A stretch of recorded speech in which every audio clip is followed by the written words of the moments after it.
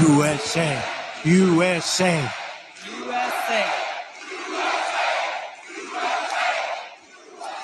We love our country. We love our country, don't we? It's amazing.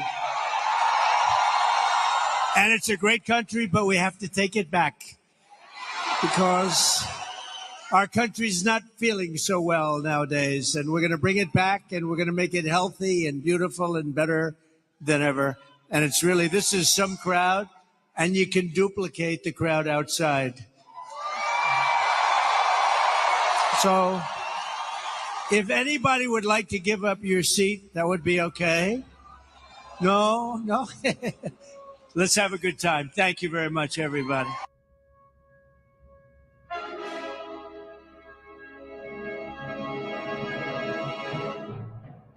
Want to get it off your chest? You're in the right place. They accuse this show of being run by boobs. Well, let me tell you about these boobs. We're real and we're spectacular. Want politics and fun sprinkled with a lot of laughs? Heard in every state in the Union and 770 cities around the world. We just finished 15 years of broadcast excellence. Now in our 16th year, the Dave Weinbaum Show is streaming live all over the world.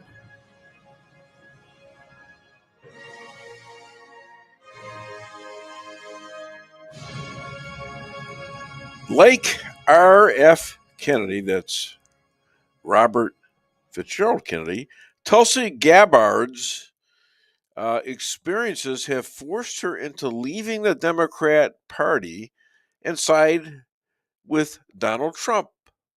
Like RFK and several other GOP conversions from the Dem Party, they have realized that the Democratic Party, especially in the Kamala Biden era, has become a festering Venezuela-type government where agencies like the IRS, FBI, DOJ, Intel, MSM, and others have turned on people who dare disagree with Kamala and Joe.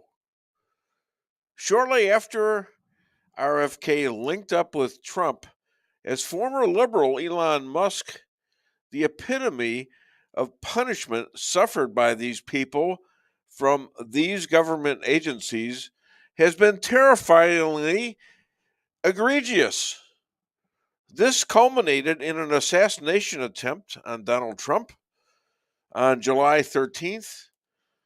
Yes, indications and evidence rise above benign neglect into an intentional murder attempt. Honored journalists like Matt Taibbi, Catherine Heritage from CBS, home of Walter Cronkite, were hounded by the FBI, the IRS, CBS, for being whistleblowers on what Biden and Kamala forced agencies to do with their lives, their jobs, their finances, and reputations. Tulsi Gabbard, honored 20-year warrior and congressman, had the audacity to speak up against Kamala, resulting in a designation as a special terrorist. Body searched for Tulsi and her husband on planes, sometimes twice. Electronic devices like phones confiscated. You know, things are ugly. Trump passed on going after Hillary in 2016. The Democrats' response is evidence. It's a waste of time trying to reason with them. We are at war with them, and their quest for permanent power and avoiding criminal responsibility. My husband and I were married almost 10 years ago. We wanted to start a family. We were very excited about it. Unfortunately, it was very difficult. We were not successful in trying to get pregnant. For us, IVF seemed to be the only option and the last resort. As you know, it's a pretty difficult process. It's very, very expensive. I was in Congress at the time, traveling. I would carry the medicine that I had to administer shots to myself sometimes in an airport bathroom. And ultimately, the most difficult part was every time going to the doctor for another transfer and hoping that it would result in a positive pregnancy test, and then being heartbroken over and over every time that test came back negative.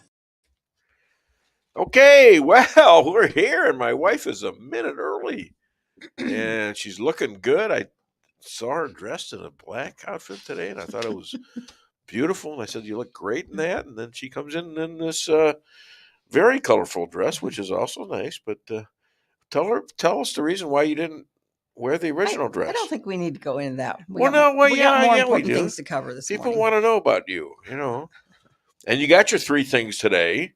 Yes. Right? Yes, okay. You want to read those? On track. You want to read those or? No, never mind. We are so busy today. It's going to be incredible. And you forget little things. I forget to run down the things, write down the things about who's on the show. I might not have enough room to write all this down because let me see if I can figure this out. We have John Jeffrey Bradshaw with the Justice Report. Not that there is any justice anymore here. Rabbi Moshe with the Israeli Report. There's significant news coming out of this, and it has to do with Biden and Kamala and their seeming demands that Israel somehow is responsible for the murder of its own hostages, including an American hostage. Can you believe that? All right. A gal named Jody and Joe Dalton will be talking about upcoming events for the Rolla Life Group, and that's Joe Dalton's event on Saturday, the Walk for Life, and we're going to be talking about the third Amendment here, and what that means to everybody, and what is the truth about them and what is maybe not so true. And we got a special guest. We've got Sarah Steelman, former treasurer of Missouri and a run for the governor of the state of Missouri, once considered to be presidential material as the first woman to be president, good friends with Bibi Netanyahu of all things. And last but not least, we got lots of news about Jeff Zink and what's going on in Arizona and all the other states. And it's a 1-6 committee. He is like the best. I'll tell you what, I think as Zink goes, so goes the country, personally. That's what I've seemed to have come up with. Okay, we've got lots of stuff going on. Anybody watch the game last night? God, I had to go to bed. I was so pissed off. And it missed by a toe. They missed by, and it was so, I mean, there could have been air between that toe and that line. I just saw that this morning. And what do you think about this, sports guy? Football is literally a game of inches, and that one may have been centimeters for all we know. It was close. Yeah. Very close. Now, what's interesting is they did a rule change years ago, which was initially if a wide receiver was trying to get both feet in and they were pushed out, if their referee said, hey, I can logically conclude that he would have got both feet in if he hadn't been pushed out, I can rule it a catch. Yeah, really? Which would have then you could pretty much say, well, he's that close to having the second foot in without being pushed. He's in for a touchdown. They changed the rule a few years ago now where if you're pushed out, you're out. It doesn't matter. If you don't get both feet in, you don't get both feet in. So that actually worked in the Chiefs' favor, that rule change from a few years ago. Yeah, all right. Well, they had some changes in the rules that kept making penalties apparent for Baltimore. Why? Yeah. I mean, all of a sudden they all get called for these offsides and or whatever it was, illegal legal motion, and that stuff, but it was terrible. Well, rule changes on the kickoff, it was weird because it used to be as soon as the ball was kicked off, the other team would sprint down the field. Now the other team has to wait until one of the opposing players touches the ball, and then they can start running at it. Geez, that's from a weird. closer distance. I guess it's better. Well, they're they trying to cut down on injuries. Listen, that, and they're also trying to save the kickoff. Right. So you see some action. Otherwise, it's a waste of time. Yep. And this is not a waste of time because I see a person right there who we're going to be talking to next. This man is he's 256 years old, way before football started, by the way. I don't even know if golf started yet, but anyways, he is he's a guy that experienced the beginnings of this country way back in the 1770s. Used to hang out with George Washington and who else? Thomas Jefferson, Ben Franklin, and Ye Old Tavern in Virginia. Pick up pioneer women, and he usually wears a tinfoil hat just to keep all that knowledge and wisdom inside of him. But now he's out there. He's ready to share it. Please welcome all the way from Rolla, Missouri, now in Iberia, in Missouri, John Jeffrey Bradshaw. There you go. Let me just honor you with this. Whoops, it's up. See, it's our justice system, and it's upside down. Our justice system is seriously skewed. Yeah, and in the original, right here. Oh yeah. I thought you get a kick out of something like that, don't you? It's like I do. Dave, somewhere. I get a kick out of you. You surprise me just about every Friday. Well, that's good. I mean, how many years you've been doing this? I think it's 13 for me, but I don't know that for a fact. Yeah, I think it's about right. I think it's for sure. And always the opening act when the rabbi can't do it and doesn't complain at all when the rabbi has to go first because of the change in times in the Sabbath in Israel. So what's on your mind? Oh, Dave, this has been such a disastrous week. It's hard to put your finger on something. Let's start with Kamala Harris. Might as well get the disgusting out of the way first. She has a September 10th debate with Donald J. Trump. Yeah. And I know you follow this stuff, Dave. They've been kicking this football back and forth about muting the mics and whether there's going to be an audience and just blah, blah, blah, blah. Well, Donald Trump said early on, I will debate you anytime, anywhere. Right. Really doesn't matter because I'm going to steamroll you in any case. Well, her latest was about muting microphones. Yeah. And I got a kick out of that because, that disgusting cackle that she's got when she laughs. No, her? Yeah. I've literally have heard chickens that cluck better than that.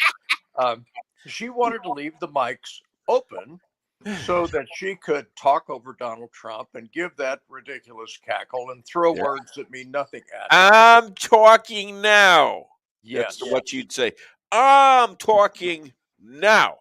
Well, she finally relented. Her staff has probably told her, you're on the wrong side of this. Well, they agreed to this already. They agreed to everything. Yes. Now she wants to change it. That's right. What a shocker. You and I both know that she is scared to death of this debate. Even if they give her the questions in advance, which I wouldn't put that past ABC for a moment. Yeah, probably. Oh, she's got that. She doesn't have the mental acuity to even come up with responses knowing the questions to begin with. Who's gonna funnel the answers? That's what I want to know. I just wonder. We need to do a close up of her and see if she's got an earbud in there with somebody whispering in her ear. That was just so ridiculous. It's like you're rearranging the deck chairs on the Titanic. Yeah. She's going to sink. And this will be a debate that I watch. Now, I hate the woman, okay? But I will watch this debate because I'm looking forward to Donald J. Trump just sinking her boat immediately. Well, you can't you can't always just read the report. You got to look at what the movements, the face, how they react to certain things, Absolutely. that's all part of it. It is, Dave, and I know you watch this stuff, and so much of it disgusts me that I read the transcripts instead. I can Yeah. read the transcripts a damn sight faster Sure. than the debate would be. And Joe Biden, in particular, his voice makes me cringe, so I don't watch him. Thankfully, he's not on TV anymore. I guess they've got him hidden in the basement, eating oatmeal and sucking on a pacifier. Harris's policies, they've been pretty sketchy. They've been mighty slow to release any of it because they Yeah. are so radical. Nobody's going to want them. Well, her price controls policy, supposedly to keep folks from gouging at a corporate level, gouging on groceries, for instance. That thing had a short fuse and it blew up in her face in the worst sort of way. They did a little bit of polling and found out that nobody wants this. What everybody wants is not price controls. They want an economy that's back on level ground again. They want inflation to go down. All of this will occur naturally under Donald J. Trump, no question about it. It'll take a while. Okay. She doesn't know what she's talking about. And it's so obvious to anybody that knows anything about history, economies, and things like that. Yeah. All right. And she's ignorant. She's Yes, telling you things that will destroy the stock market. They'll destroy people in business, small businesses, people who buy houses. They're suddenly going to have to pay for a house that's going to go up because she gives them $25,000, and then they'll have to pay for the value of the house as it grows. They'll have to pay for taxes. That's crazy. Yeah, unrealized capital gains was the most insane thing I have heard in a good long while. And those of us, you've got a brand new house, I've got an older house, but they are valuable. And me having to come up with the money to pay taxes on the increase of the value of that house, that's killer. Maybe I can come up with it, but it certainly wouldn't be something I'd want to have to do. The average person in this country, even not so average, it's a killer. It'll just put you into bankruptcy. Well, and it'll kill the real estate market on top of the real estate market and kill the whole country in terms of the leverage that our enemies will have against us. That is rising definitely and has risen under the Biden-Harris administration. That is absolutely that is on target, Dave. Thank you. Now we've got a debate between Walz and Vance coming up October the 1st on CBS. That's another one I'm going to watch because I got a feeling that Vance is going to steamroll Walz if the questions are pointed and relevant. Now, the networks come up with the questions, okay? And CBS is not known to be a right-wing organization. So a lot of these are going to be softball questions that don't really have any merit. But truthfully, in my opinion, humble though it is, if you turn J.D. Vance loose on Walz is going to look like a spanked school child. Well, he might need a tampon. I mean, he'll just say, you know what, I don't feel so good right now. I need something. Perhaps we should run off to the men's room and see if we can find one. Exactly. Say we had a Georgia school shooting. So I'm going to do a little Second Amendment on you here. I'm at Gadsden Shooting Center. I am exercising my First Amendment right to have a conversation with you that is being broadcast.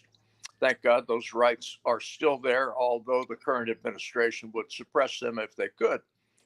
I am exercising my Second Amendment right by attending the largest three-gun match in the state of Missouri. It's a hoot. Thank God that we have the Second Amendment to be able to do this. This is 130 very talented, very safe shooters who are here having a good time. I'm sure having a good time. But the Georgia school shooting, they're going to try to blame that, as they always do, on us responsible gun owners. Sure.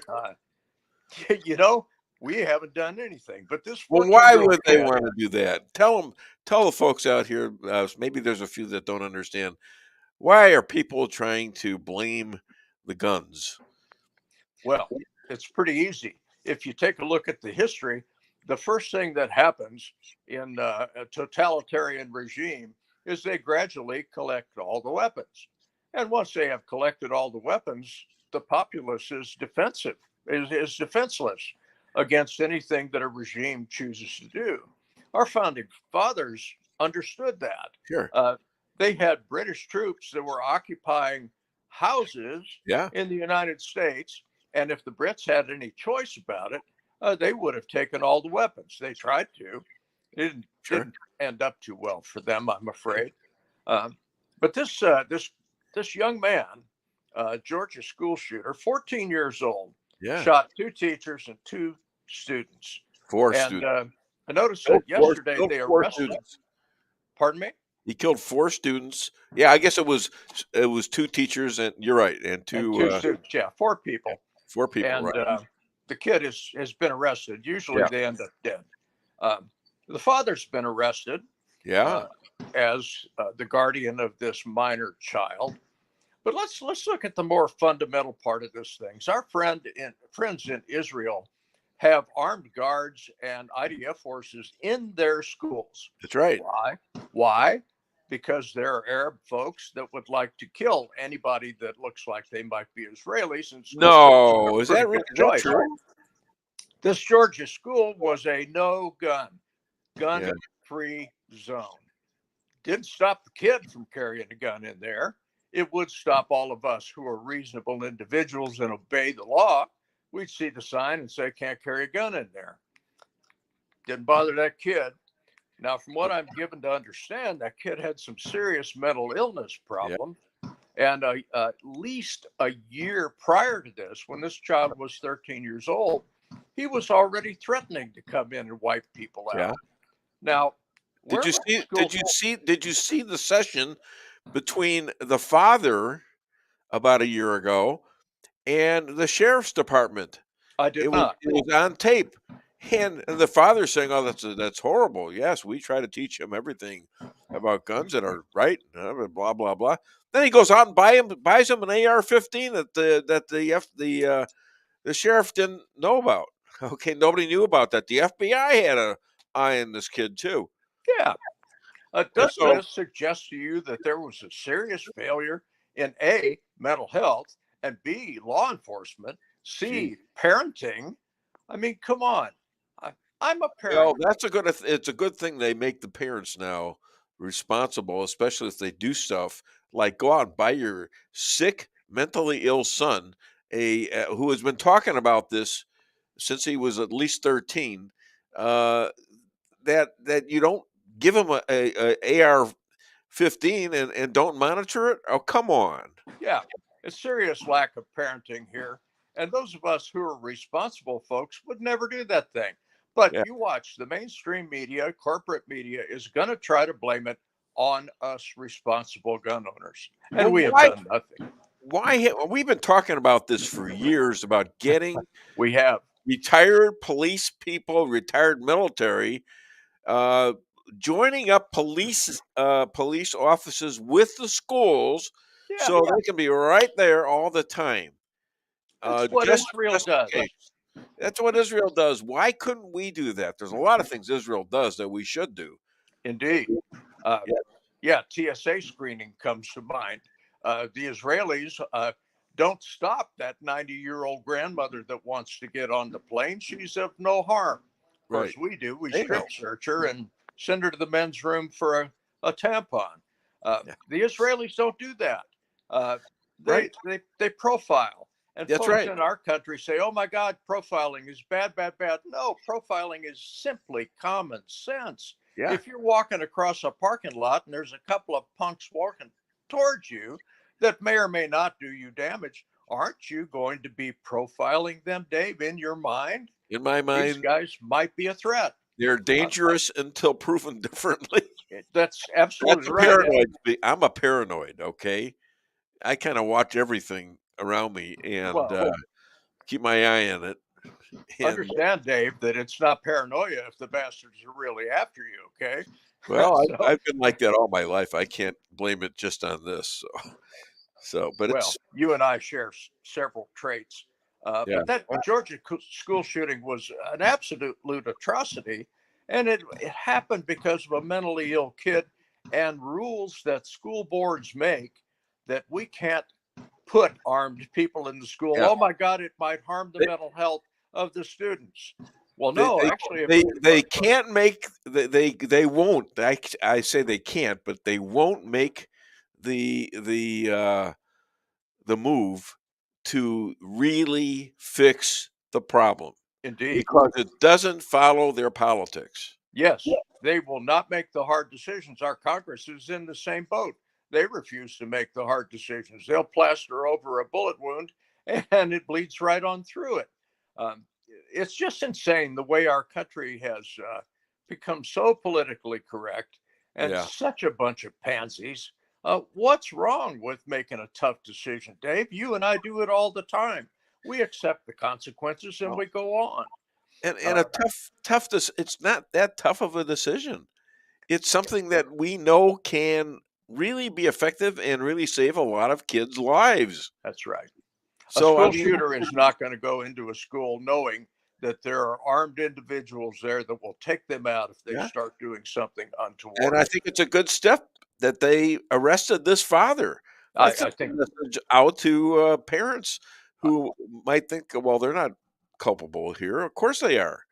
In a lot of cases, not all cases, but I'm sure in a lot of cases, they're. What about what's that guy's name who tried the assassination of Trump? What about his parents? That was the very next thing I was going to talk about, Dave. Oh, well, let's talk about it. Your Crooks. Your intuitive segue scares me sometimes. Our Missouri's own Josh Hawley, who I have tremendous respect for, just released the other day a little diatribe that he discovered that Trump's security detail, who is supposed to be Secret Service, augmented by state police, augmented by local police, whose entire mandate is to protect this man, has released that, the Secret Service had a bunch of Homeland Security folks instead of Secret Service sworn folks that were protecting Trump, at least ostensibly. The training of this, though, is what got me, is that some of these folks got to watch an hour podcast or an hour of training for this thing, and then were turned loose on the scene. Wait a minute, you've got Secret Service folks that are quite expert at what they do. And the leader of the Secret Service, and I'll bet you a nickel as a result of mandates by the Biden administration, was shorthanded. So they filled this in with a bunch of clowns that got 1 hour of training. Didn't even bother to talk to the local cops. They were supposed to have multiple meetings prior to this thing to put the strategy out, lay out the game. And none of that happened. Now, wait a minute. Was the same thing happening when they had to protect Jill and Joe Biden? That's my question. Yeah. Biden's wife got better security than Trump did. Yeah, she got preference over Trump, and I'm sure Biden did too. And so it's and you have to wonder, based on all the other lawfare things and all the other things I talk about, Tulsi Gabbard and all the Republicans, even John F. Kennedy, or not John F. Robert F. Kennedy Jr. not getting any support, not getting any protection like his uncle and his father needed at a certain time when they were murdered, not getting anything out of the Biden administration because they didn't like him for saying what he was saying. This stuff is got to be considered. Well, this stuff is a conspiracy, don't you think? Assassination attempt. It's a conspiracy. Now they're going to hide the evidence, of course, but this is a lack of security completely caused by political animus. The Biden administration doesn't like Trump. They haven't been able to do much to him legally. They've tried to sully his name. They've tried to bankrupt him. They've done everything in their power. Well, let's just assassinate the guy. And frankly, I think this is an inside job. You'll never be able to talk me out of that thought. Well, Because there's too much evidence that, circumstantial though it may be, that points towards a conspiracy of the executive branch to assassinate a political rival. This sounds like Cuba. This sounds like Venezuela. This Sure. sounds like Joe Stalin. Have we really degenerated into this? I saw you looking at the clock, Dave. How do you know I'm looking at the clock? You're Yep. too smart for me. Well, I have to check on it, okay? You can't believe how stacked I am this show. I know. And So, I love being on this show. At 9, in about 4 minutes, I got to go to commercial. Yep. Otherwise, I'll have no commercials because I've got such a busy show. It is incredible. Brother, All I've right. got a parting shot for you. And Okay. Trump and Don't- Elon Musk apparently are pretty like-minded individuals, and they have been having some conversations, probably way Yes. more than what we know about. And Elon Musk, pretty efficient guy. He runs a tight ship in his companies. Elon Musk has suggested Oh, yeah. that an efficiency commission be commissioned in the Trump regime that's coming up to eliminate unsensible spending. That was a quote. If you look at our federal government, and not so much at the state level, but the federal level for sure, we throw money at things, incredible piles of money, Sure. and get very little back for it. The efficiency is just very nearly zero, maybe 1 or 2%. And it's been that way for decades in the federal government. Let's take a look at Joe Biden's Build Back Better. There was a big sack of money thrown at that thing, and we haven't seen any results. I don't see any concrete. Well, it's gone the wrong way. It's upside down.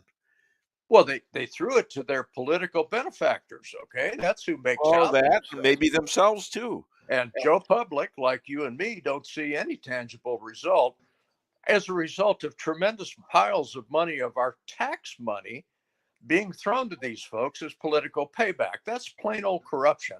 And I think Elon Musk heading a committee, and you can bet he isn't going to have any rhinos on there. He's going to have some serious dogs on that Yeah, committee. and all three. Look at this: RFK, Musk, and Gabbard. They're all liberals turned by their own party out, and now they're in the hold of being conservative, like, if not totally conservative, and understanding how good Donald Trump was for this country and what he can do and has done before. All three of them recognize the facts, Dave. They can see that handwriting on the wall. Yeah, And they want to help him. They want to help him. Yeah, I want to help him. I want to help our country. So do I. I want to go back to the constitutional representative republic we were intended to be, not this Marxist sleaze that we've got. And they're so sleazy they don't even bother to hide it anymore, Dave. We've been so conditioned we're supposed to just accept whatever scraps they throw to us. Well, that's the end of mine today. You've done great, man, and you kept me on time. I got a minute or so to spare, so I want to thank you and good luck out in your tournament there and Iberia, and everybody. Thank my friend John Jeffrey Bradshaw. Thank you, Dave. Thanks, buddy. Okay, he's great. He's a great guy too. All right, can we squeeze something in before the commercials? Let's do another clip. We got 2 of them, right? No, we did 1 and 2. So let's do 3 and 4, and then right to commercial. Let's do Some it. of your opponents, your political opponents, are saying that you want to ban IVF. While it didn't work for us, it's worked for a lot of families. And I just know that there are women and couples in this crowd, or those who are watching here tonight, who may be going through this same struggle and are concerned about being able to have this option, either because they might not be able to afford it, or they're concerned that it just may not be available. And I'd love for you to talk to them about how they should feel. Well, thank you very much, Tulsi. And I didn't know about your situation. And it's tough stuff, right? Tough. Life is pretty tough. It can be beautiful, but it can be difficult. we are doing something with IVF, because IVF, as you know, from friends, people you know, it's really worked out very well for a lot of people. It gave them a child when they would not have had a child. And I told my people I wanted to look at this a couple of weeks ago. And as you know, we have no taxes on a thing called tips. You know that? And I said, tell me.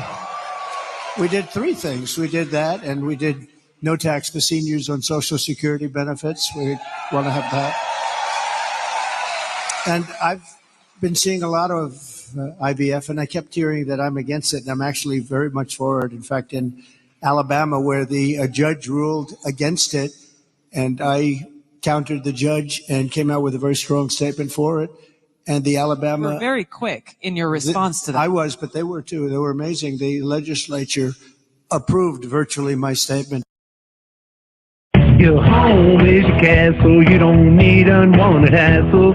Don't let those creatures move in to stay. Let us protect your investments. That's what we're all about. Plank Termite and Pest Control will save the day. Plank is locally owned and family operated right here in Rolla, a Google preferred business. Our customer service and your satisfaction is our number one goal. So call Plank today at 368-3333. Plank Termite and Pest Control will save the day. Honey, what are you doing? What does it look like I'm doing? It looks like you're filling up a swimming pool. Yep, I'm filling up a swimming pool. In our living room? How else am I going to watch the game and stay cool? If your AC is on the fritz, call Hartley's Climate Control. Hartley's is the area's best in HVAC repairs, installs, and maintenance. Knowledgeable, honest, and dependable. Serving Rolla and the surrounding areas for commercial or residential needs. Hartley's Climate Control. Community born, community raised, community serving. Call Hartley's Climate Control today at 573-368-3163.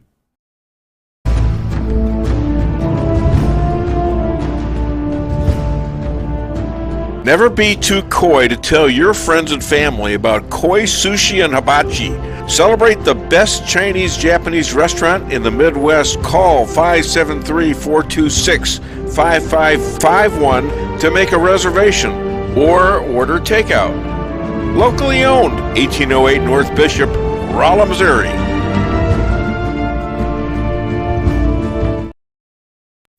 We can sum up McDonald's new crispy chicken sandwich in one word. Crispy, but also juicy and tender. Okay, it's crispy, juicy, tender, all one word. But then, also pickle. Oh, and potato bun, which is two words. Okay, we can't sum up our new crispy chicken sandwich in one word, so you'll just have to try it to understand it. Order ahead on the McDonald's app at participating McDonald's. Ba-da-ba-ba-ba. Merrill's Quarry and Asphalt, 40 years serving cities, counties, and everyday businesses with driveways for people who live and work in our little piece of heaven right smack dab in the middle of America. Call 573-578-9101 for your free estimate of rocking, rolling, paving, driveways, sealing, and striping too. That's 573-578-9101 for your free estimate. Your home is your castle. You don't need unwanted hassle. Don't let those creatures move in to stay. Let us protect your investments. That's what we're all about. Plank Termite and Pest Control will save the day. Plank is locally owned and family operated right here in Rolla, a Google preferred business. Our customer service and your satisfaction is our number one goal. So call Plank today at 368-3333. Plank Termite and Pest Control will save the day. At your locally owned Price Chopper, our standards are high because we know yours are. See for yourself what an incredible fresh selection of grocery items we have in store. Talk to our expert meat associates about what you're looking for. They're happy to meet any special requests like custom cuts, or see our expert produce associates on how to pick out the best fruits and vegetables. Quality in the deli means fresh, full flavor and always delicious. If you're craving fresh baked goodness, we have that too. You can expect the best selection and the best value while interacting with our friendly and knowledgeable employees. You can find what you're looking for fast and easily at the best prices at Price Chopper Fresh Savings every day.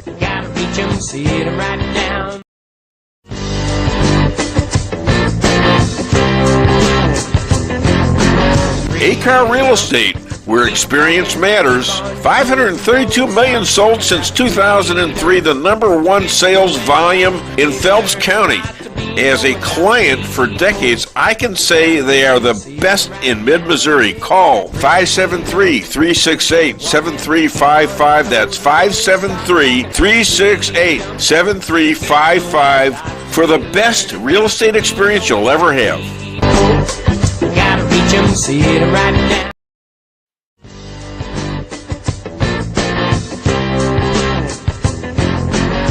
Insurance going up like crazy? Daniel and Henry Insurance is one of the largest private insurance companies in the world. Richard Boyette, 314-444-5011. He's my guy at Daniel and Henry for 10 years. Business or personal, call Richard at 314-444-5011. He's the best. At Town & Country Bank, we've got all the perks of a national bank, like online banking, quick loan approval, and you can deposit your check from your phone.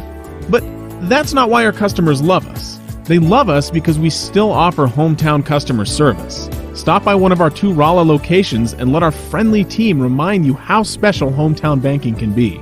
We're locally owned and will take the time to understand your needs. Smart, friendly solutions. Town & Country Bank. Member FDIC, Equal Housing Lender. All right, we're back, and the rabbi ain't here yet. Not yet. Okay, well, I don't know if you want to send him another link, but I got plenty of stuff to talk about. My goodness. So we'll, I don't know his Israeli phone number, though, but we can link him up, that's for sure. So, yeah, he's got a link, doesn't he? Yeah. Huh? I resent it a little while ago, plus I sent it yesterday morning after we said it, so yeah. All right. Well, you've got a Brazil judge bans Musk free speech forever. He bans X. All right. And this is like what Kamala thought this was a good idea. If she don't like what you say, she's going to bury you. If you're a whistleblower, let's say trying to get out the Hunter Biden story, the laptop, like Catherine Heritage did on CBS, you will get fired. You'll get all of your notes, all of your files stolen by CBS. Think about that. The house of Walter Cronkite. Walter Cronkite, the most trusted man in news, look what his station has turned into. Crap. ABC. Crap. CNN, actually a little higher on the crap list, but still crap. Okay. And what's the other one? NBC. Yep. NBC, incredible crap. It's sickening how one-sided they are. And you know, when they're all saying the same word at the same time, like weird, suddenly weird is on every show, on every channel of these well, I don't want to call them journalistic stations. They're not. They're political stations. And it's sad because they're not good at it either. It's not entertaining. I don't understand how you can watch it. I can't stand watching Fox News sometimes, and I like to check them with other people, but the others are so way out in the knowledge that I have. It's so boring to watch what they do. It's just the same thing all the time. So I don't know. Anyways, Brazil. That's what Kamala and her tampon lover Timmy want. They want. In fact, tampon Tim, he actually spent. He's been to China 39 times. He got married in China, communist China, and they just had a thing about the governor of New York State, Hochul, who had Hochul or Kokel, I don't know. She has had a couple of Chinese spies working for her the whole time, or much of the time. Claims she didn't know they were spies. Sort of like Feinstein, who used to be a senator, and I believe she just passed away. God rest her soul, but she was also compromised by Chinese spies, and sometimes you have to worry about Mitch and his wife.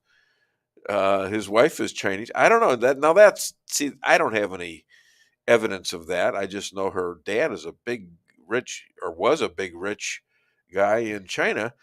But there's no doubt about it that China spies on us. I mean, we spy on them too.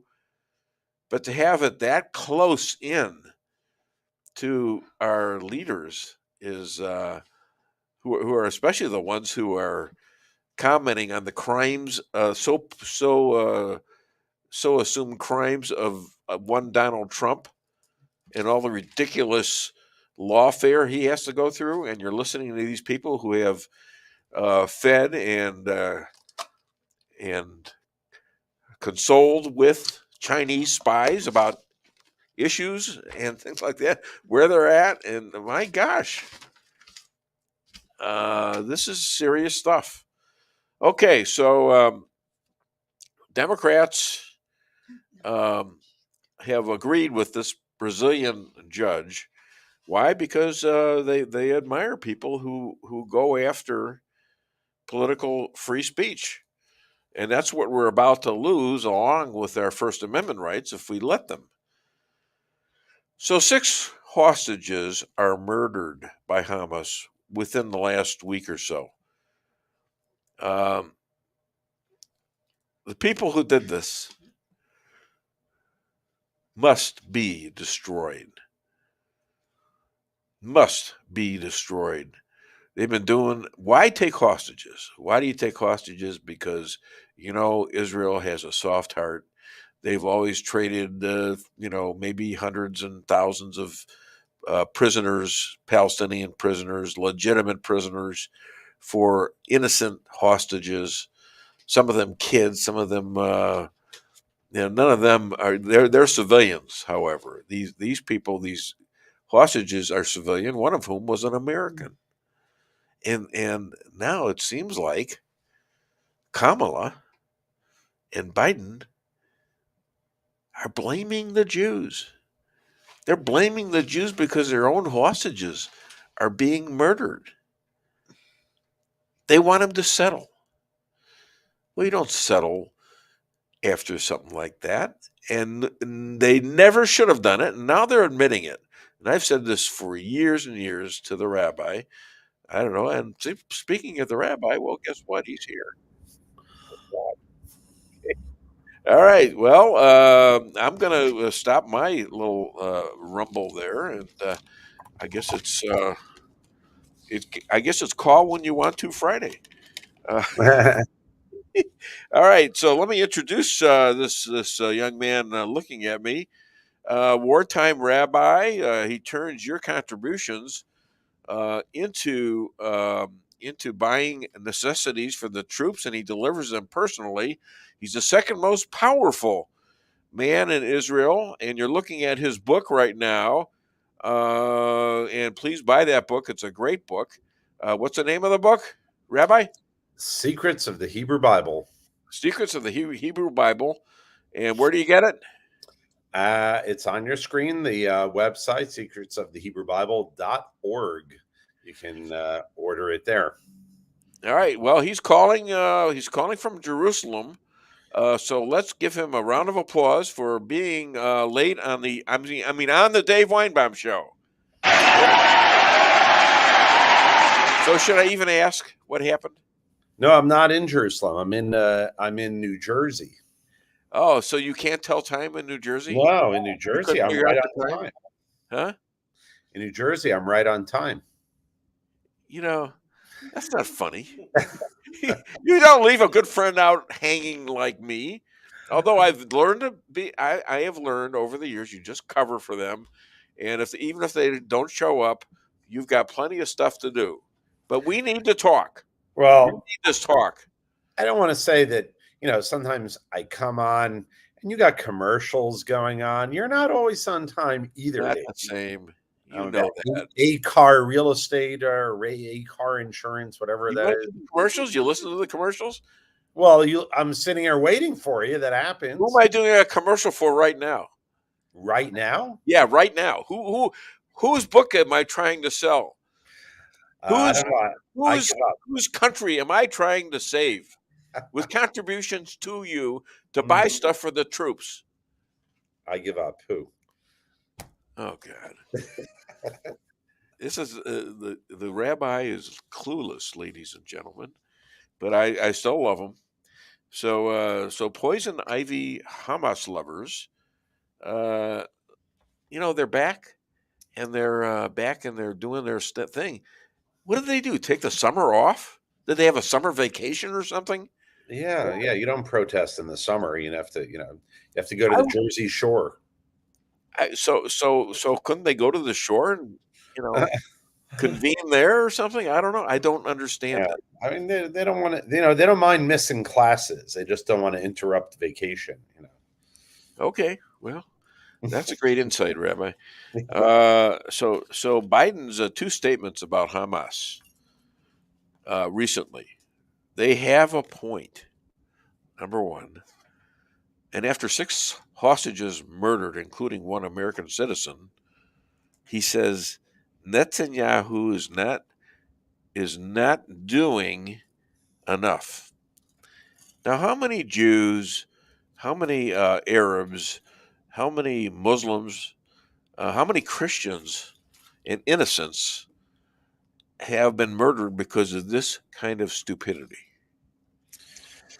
Well, I don't know the number, but it's ridiculous that when you had this basketball player who was in Russia, they put her in jail because some and Biden bends over backwards, does everything possible to get her out of jail, but meanwhile he points his finger at the leader of another country and blames him for not getting an American citizen out of Gaza, which of course is just placing the blame elsewhere when he should be accepting the blame himself. And didn't this really start when they had? Well, it started in 2005, but the recent under Joe Biden and Kamala, right? This escalated because of his relationship with Iran. Yeah, with giving them $6 billion for 5 hostages.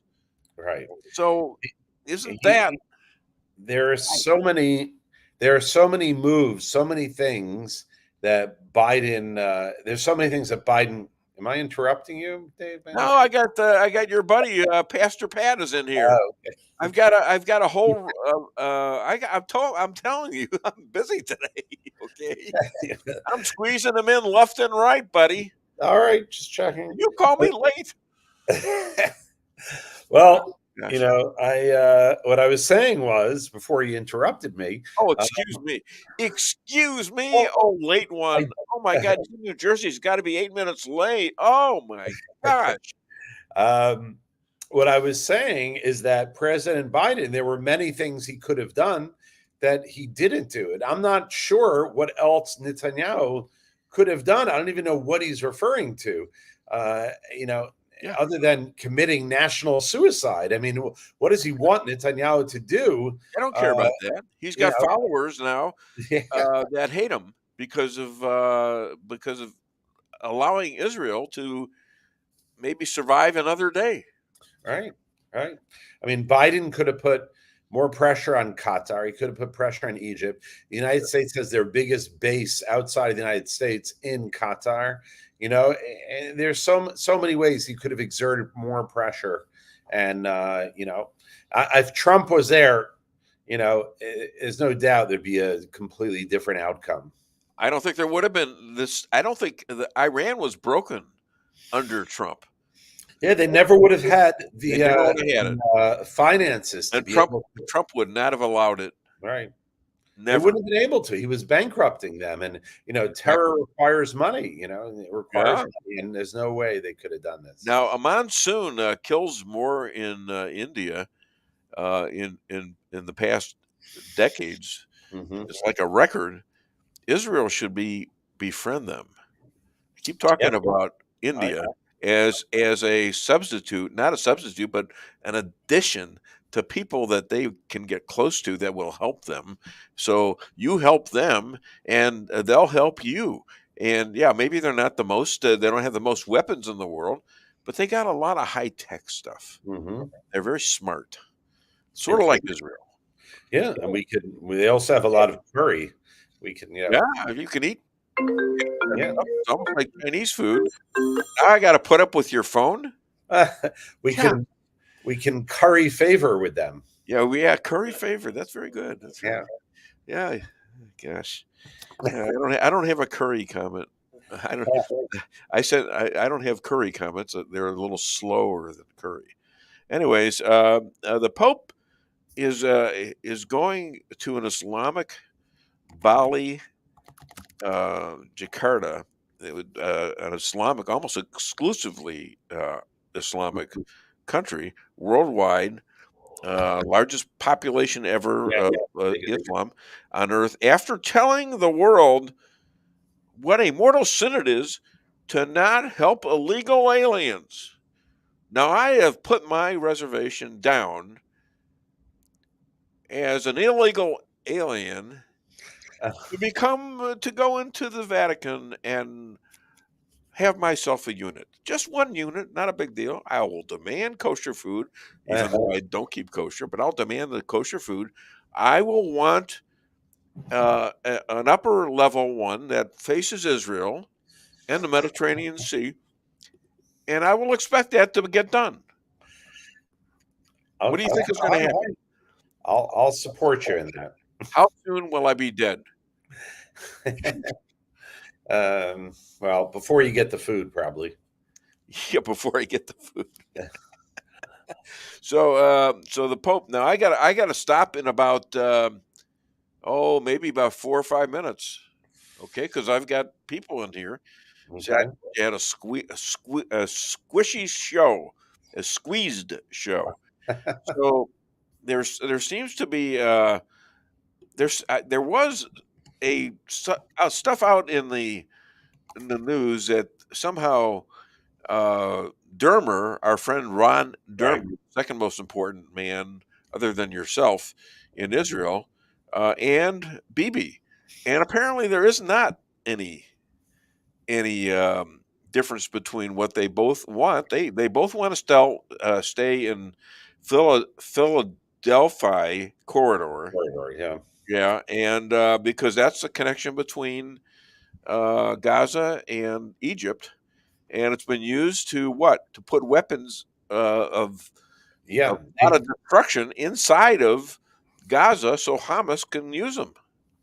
They found tunnels. You know, the Philadelphia corridor is the corridor on the Egyptian border, and they found tunnels large enough to fit trucks through. Yeah, and that is the way Hamas brought in rockets. Hamas has more rockets than many European countries. I mean, the amount of weapons that they smuggle in. And Bibi was on national TV in Israel, and he brought in maps, and he was explaining to people how important it is that we retain control over the Philadelphia corridor. Nothing to do with Philadelphia. That's Rocky Balboa. But this is the Philadelphia corridor. Yeah, I was wondering about that. Yeah, and it's still amazing to me that those who hate Netanyahu, they can't understand it, because they're so blinded by their hate for Netanyahu. They keep saying, we don't need the Philadelphia corridor. I mean, that's like saying, we don't need a border with Mexico and no one's going to come in. It's like, it's just insane that people are under this illusion. Well, and then those reasonings are that you have to stay there exactly and fix the problem before you move out. Yeah. And may never move out. They can't be trusted. Right. They've had 20 years roughly to have this thing all to themselves, and all they did was build tunnels and fire every couple of years at Israel, and then Israel would mow the lawn, as you used to say, and they'd send a few hostages or send a few prisoners back, and everybody would be happy, especially Gaza, because they got a lot of money, and Hamas got a lot of money from everybody. That was a mistake, and they're now saying that. By the way, that was a mistake. But what is amazing is that you have enormous amounts of Israelis who are saying, we want the hostages back at all costs, including giving up, the Philadelphia corridor back to Hamas, which essentially would mean that Sinwar would remain in power. He's going to rearm, and we're going to be back to where we are. And they will be back soon too. Yeah, it is just no. You can't do it. You can't do it. Don't let them do it. You're the second or third most important man in Israel. You can't let them do that. Don't let them go back to that again. That's my advice to you. Other than that, Rabbi, rants, Ben and Jerry scoops, you got any? Quick? No, I don't. Any pressure on. All right. Other than DaveWeinbaum.net, where can people find and buy your book and contribute? The book, they can go to secretsofthehebrew.org. If they want to contribute, go to our website, israelalliance.org, or our Facebook page, facebook.com/Israel Alliance. We'd love to hear from you. You know what the problem with sponges is? No. They're too self-absorbed. Ladies and gentlemen, my friend, Rabbi Moshe Rothschild. I was going to say, I read a book this week. It was called The Best Way to Wash Your Pig. Yeah. We read it. It wasn't bad, but I think it was a lot of hogwash. Are you allowed to say that, being kosher? Yeah. All right, guys. Yeah, I'll look forward to next week too. Yeah, maybe you'll be on time next week. So get off my phone. All right. Have a great weekend. Shabbat shalom. Shabbat shalom. Okay, that's sort of like in church with Pastor Pat. I've got now Pastor Pat, and your name is Jody. Is that correct? It is. It is. All right. And you wanted to talk about the Amendment 3, is it? It is Amendment 3. Yeah, and I got a little thing in front of you there. Yeah. Huh? Yeah, I've seen that. Did you want to sit here, Pastor Pat? Oh, that's fine. Okay. All right. All right. Well, Jody, introduce yourself. Why are you an expert on this? Well, I honestly am not sure that I would call myself an expert, but I have studied, and I have been involved at the Capitol. My name's Jody Widhelm. I live in Jefferson City. I have a ministry called Jody Grace Ministries, and I have been involved at the Capitol following legislation and different things for the last handful of years. And of course, we've been... Wait a minute. So now I'm going to be out-pastored again. Here it is, pastor, minister, pastor's son. Oh my gosh, here it is. And me, a little You're Jew. Surrounded. Oh my gosh, I'm surrounded. All right, go ahead. I'm sorry to interrupt. Fine, no, you're I'm not. fine. I'm not that sorry. Yes. Anyway, I have followed a lot of legislation. Obviously, this topic for the last few years, especially as we've known that this has been coming since Roe was overturned. Yeah, and we would hope. How did we know this would happen? How did we know? Yeah, seriously. Of course we knew, because now it's back in the hands of the states, which I'm very happy about. Well, that was the whole idea, of the states, right? And so we knew it was coming. But we were surprised by the actual legislation that is being pushed by the by people who have different ideas than most people.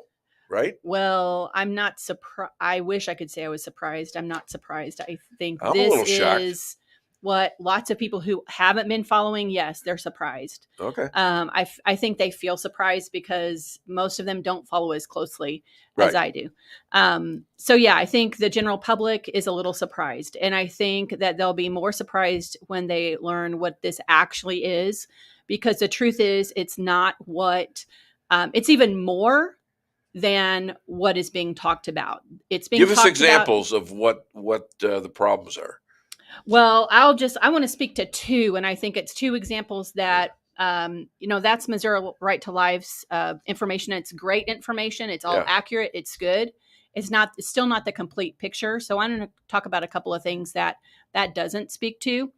One of the huge problems with this is that it encompasses more than abortion.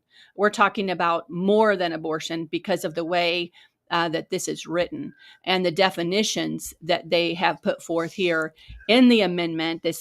And I have the text of they? Who is they that wrote this? They that wrote this are the extreme left who brought it, really most of them from out of state through the initiative petition process. They paid the people that you probably saw at your Walmart or your grocery store in Jefferson City. They were standing out at the TJ Maxx. They brought them in by the van loads. From New Jersey, that group that was in Jefferson City. The rabbi was just there in New Jersey. Yeah. Well, he blames that on being 8 minutes late. We had petition gatherers pay $30 an hour, from out of state, flown in, taken care of. They pay all their expenses, and it's not people in Missouri necessarily who did they give them new accents? Seriously, because they don't talk the same way. No, I mean, it was obvious that they weren't from Missouri. Yeah, exactly. You could, my son went up, struck up conversation and, kind of got to know a few of these people. But they are people from out of state. It really is a top-down push across the nation. You're seeing this happen in several different states across the nation. And it's more than abortion. The title of this one particular amendment, this piece of language, is the right to reproductive freedom. It doesn't say right to an abortion. It doesn't say the Right to Abortion Act. This says the Right to Reproductive Freedom Initiative.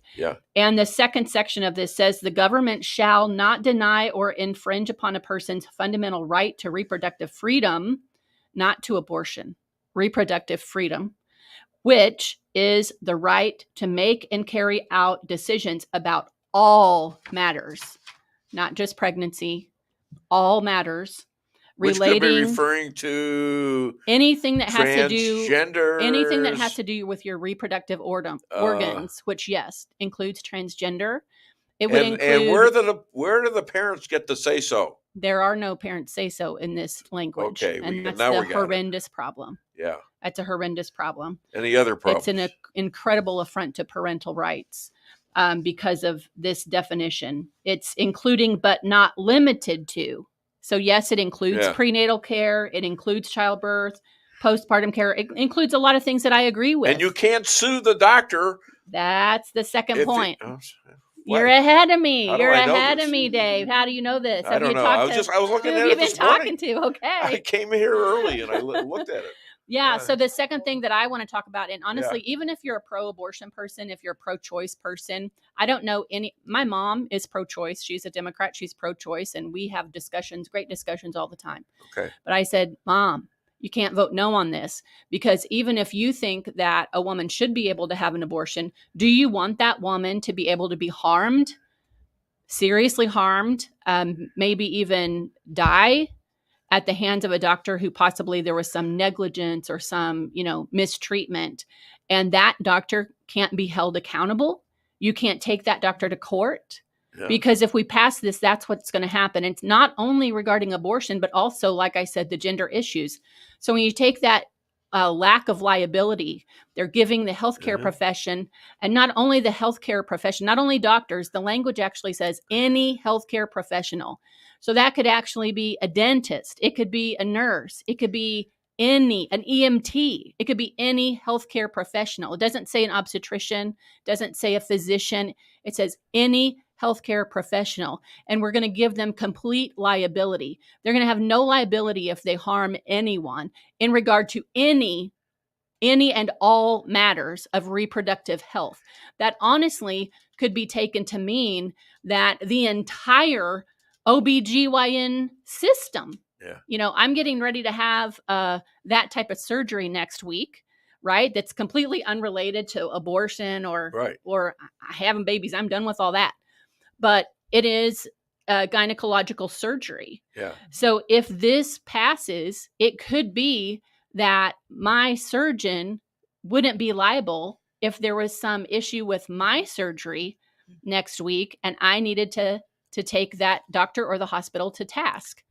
That section also says, nor shall any person assisting a person in exercising their right to reproductive freedom be penalized, prosecuted, or otherwise subjected. And because we're talking about gender issues, this now means any person. That doesn't mean just healthcare professional even. It's any person assisting.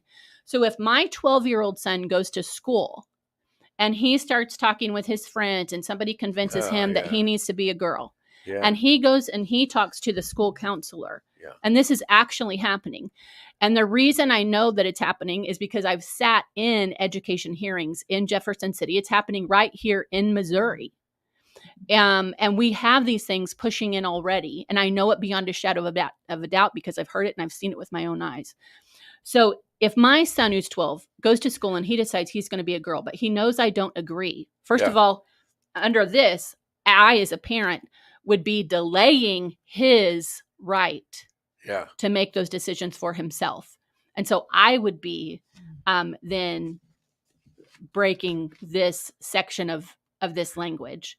And I could be held accountable because I would be delaying his right. Even if I said potentially, no, we're not going to do that because you're 12. You don't even know when you should go to bed, let alone if you should, be a girl or a boy. This is ridiculous.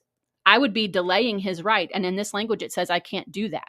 Because he has an autonomous right. Where's Planned Parenthood on this? Well, where do you think Planned Parenthood? Well, I don't know. I mean, it seems like why didn't they understand? Why didn't they understand what was going to happen? Oh, they do understand. Well, why were they so upset about? Everybody was upset about not everybody. Most liberals were upset that the Supreme Court said this is not a federal issue; it's a state issue. Figure it out for yourselves. They were extremely openly pissed off. Now, all of a sudden, they're reaping in this evilness that they can adjust all these laws all over the country. So how do you explain that? Well, I can't explain Planned Parenthood. I think they have issues. I don't think they have issues, but they also had the ability to figure this out.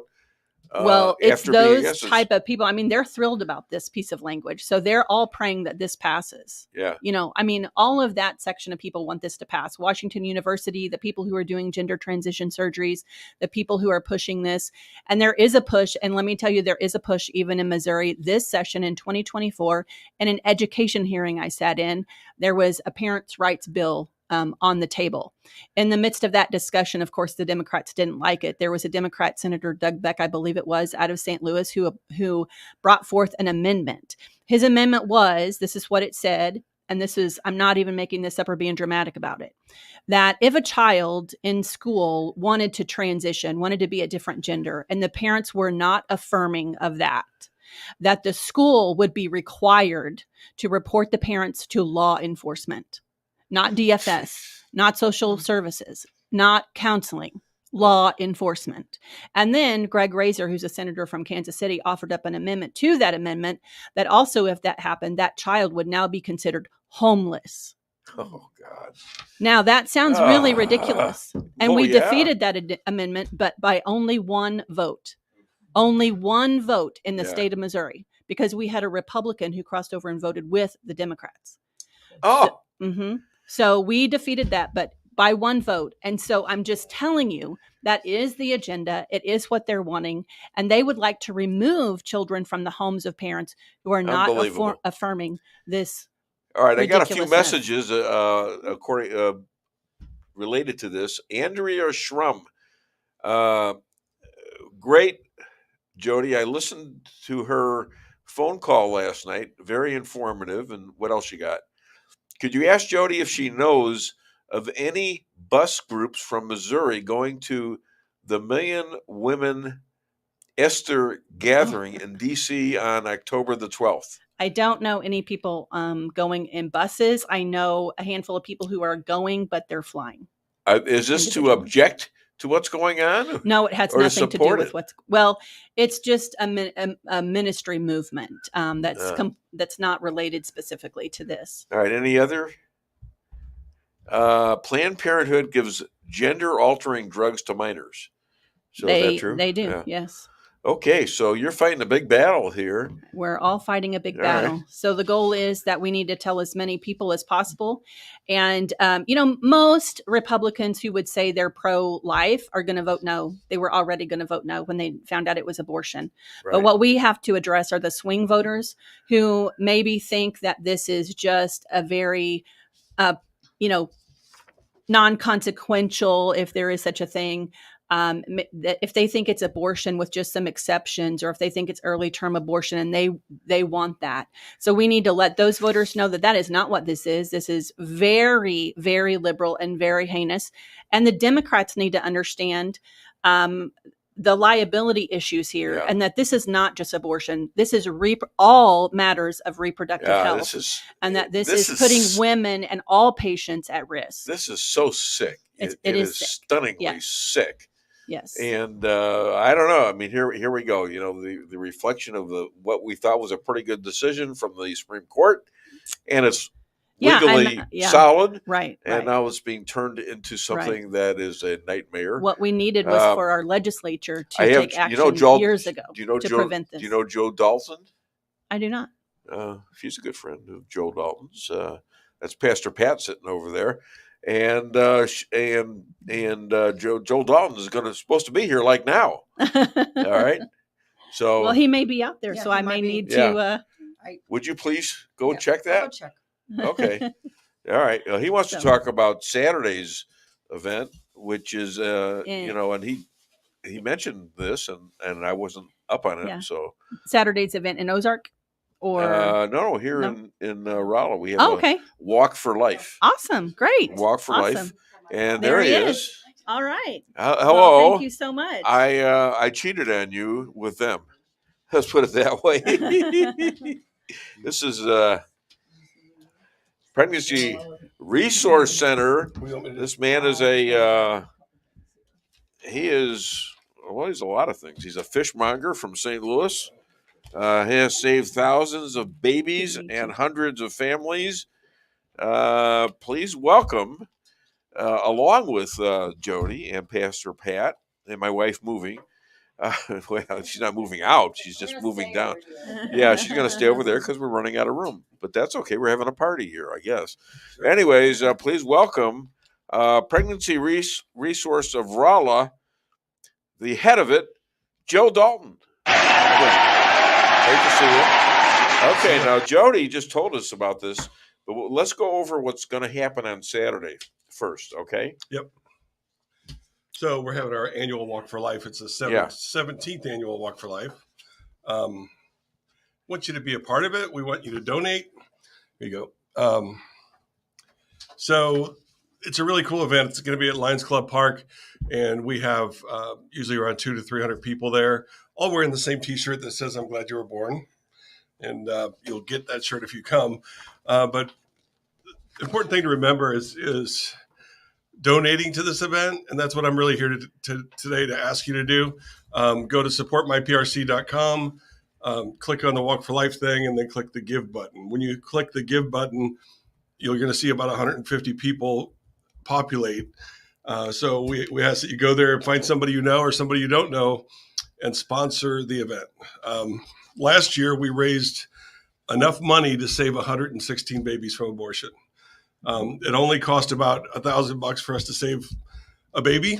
It sounds harsh, but we know what our overhead is and we know how many babies we saved last year. So it's just simple math. So 116 babies saved last year. We want you to be a part of it this year. So go to supportmyprc.com. See, that didn't take long. No. Are you gonna be there this year? I'm thinking about it. I need your finger there. You hear about this? Okay. You know what I do? No. Well, I'm kind of semi-famous here for this. Oh, yeah. I'm a McDonald's owner-operator, right? Uh-huh. And on Thursdays and Fridays, I've sort of like given a lot of the ownership to my son and my daughter-in-law, Erin and Brenna. And so, but I still continue to work on Thursdays and Fridays. I'm still intricately involved with how we're doing and stuff like that. I answer all the complaints that come in, some of the complaints.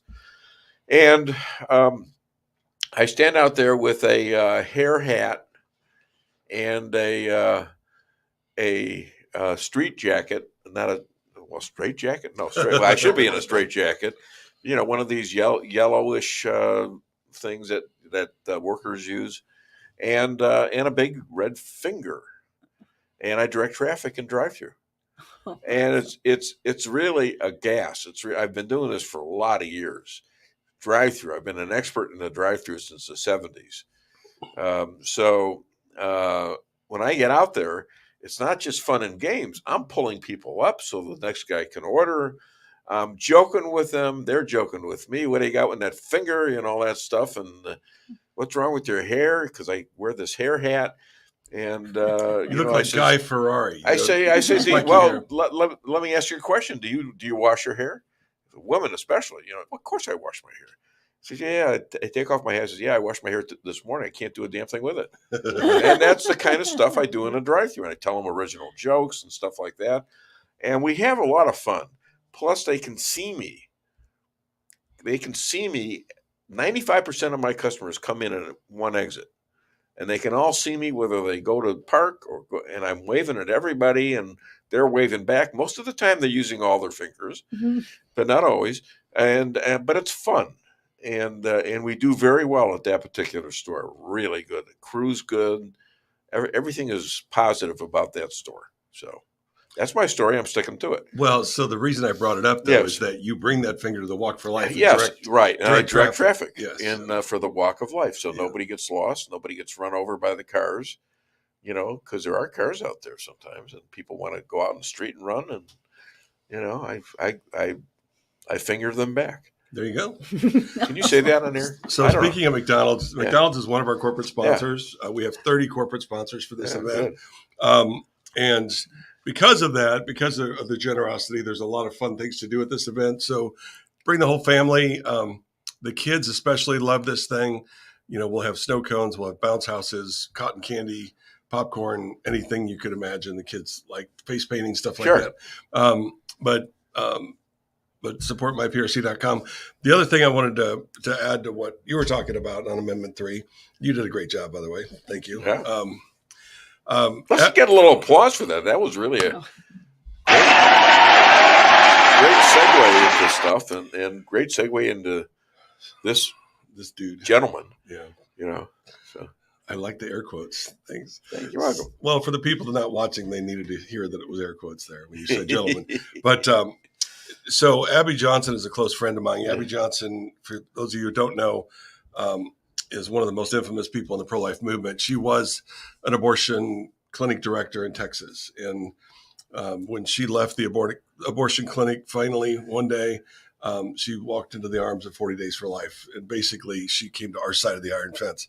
But Abby and I talk often, but she was talking about the transgender thing and Planned Parenthood are very well connected. Oh, yeah.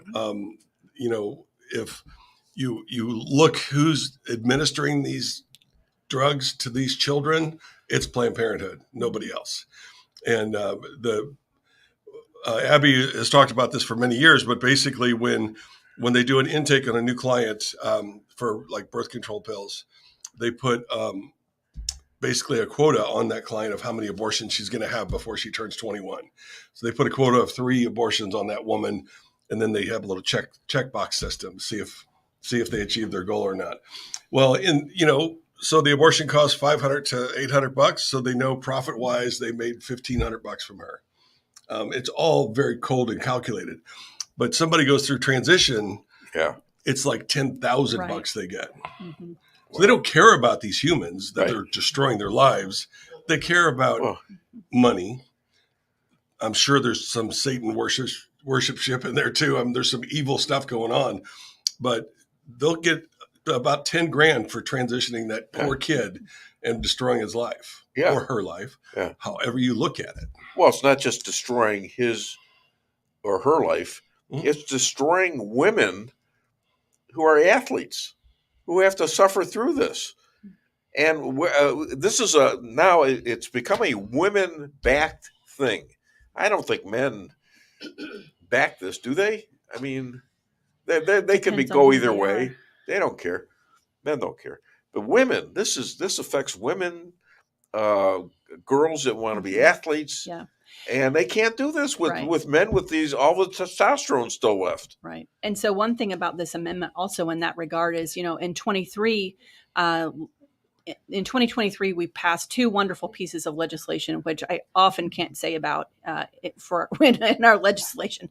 But we passed the SAFE Act, which made it illegal to do the transition to drugs or surgeries on our children under 18. And we passed the Save Women Sports Act.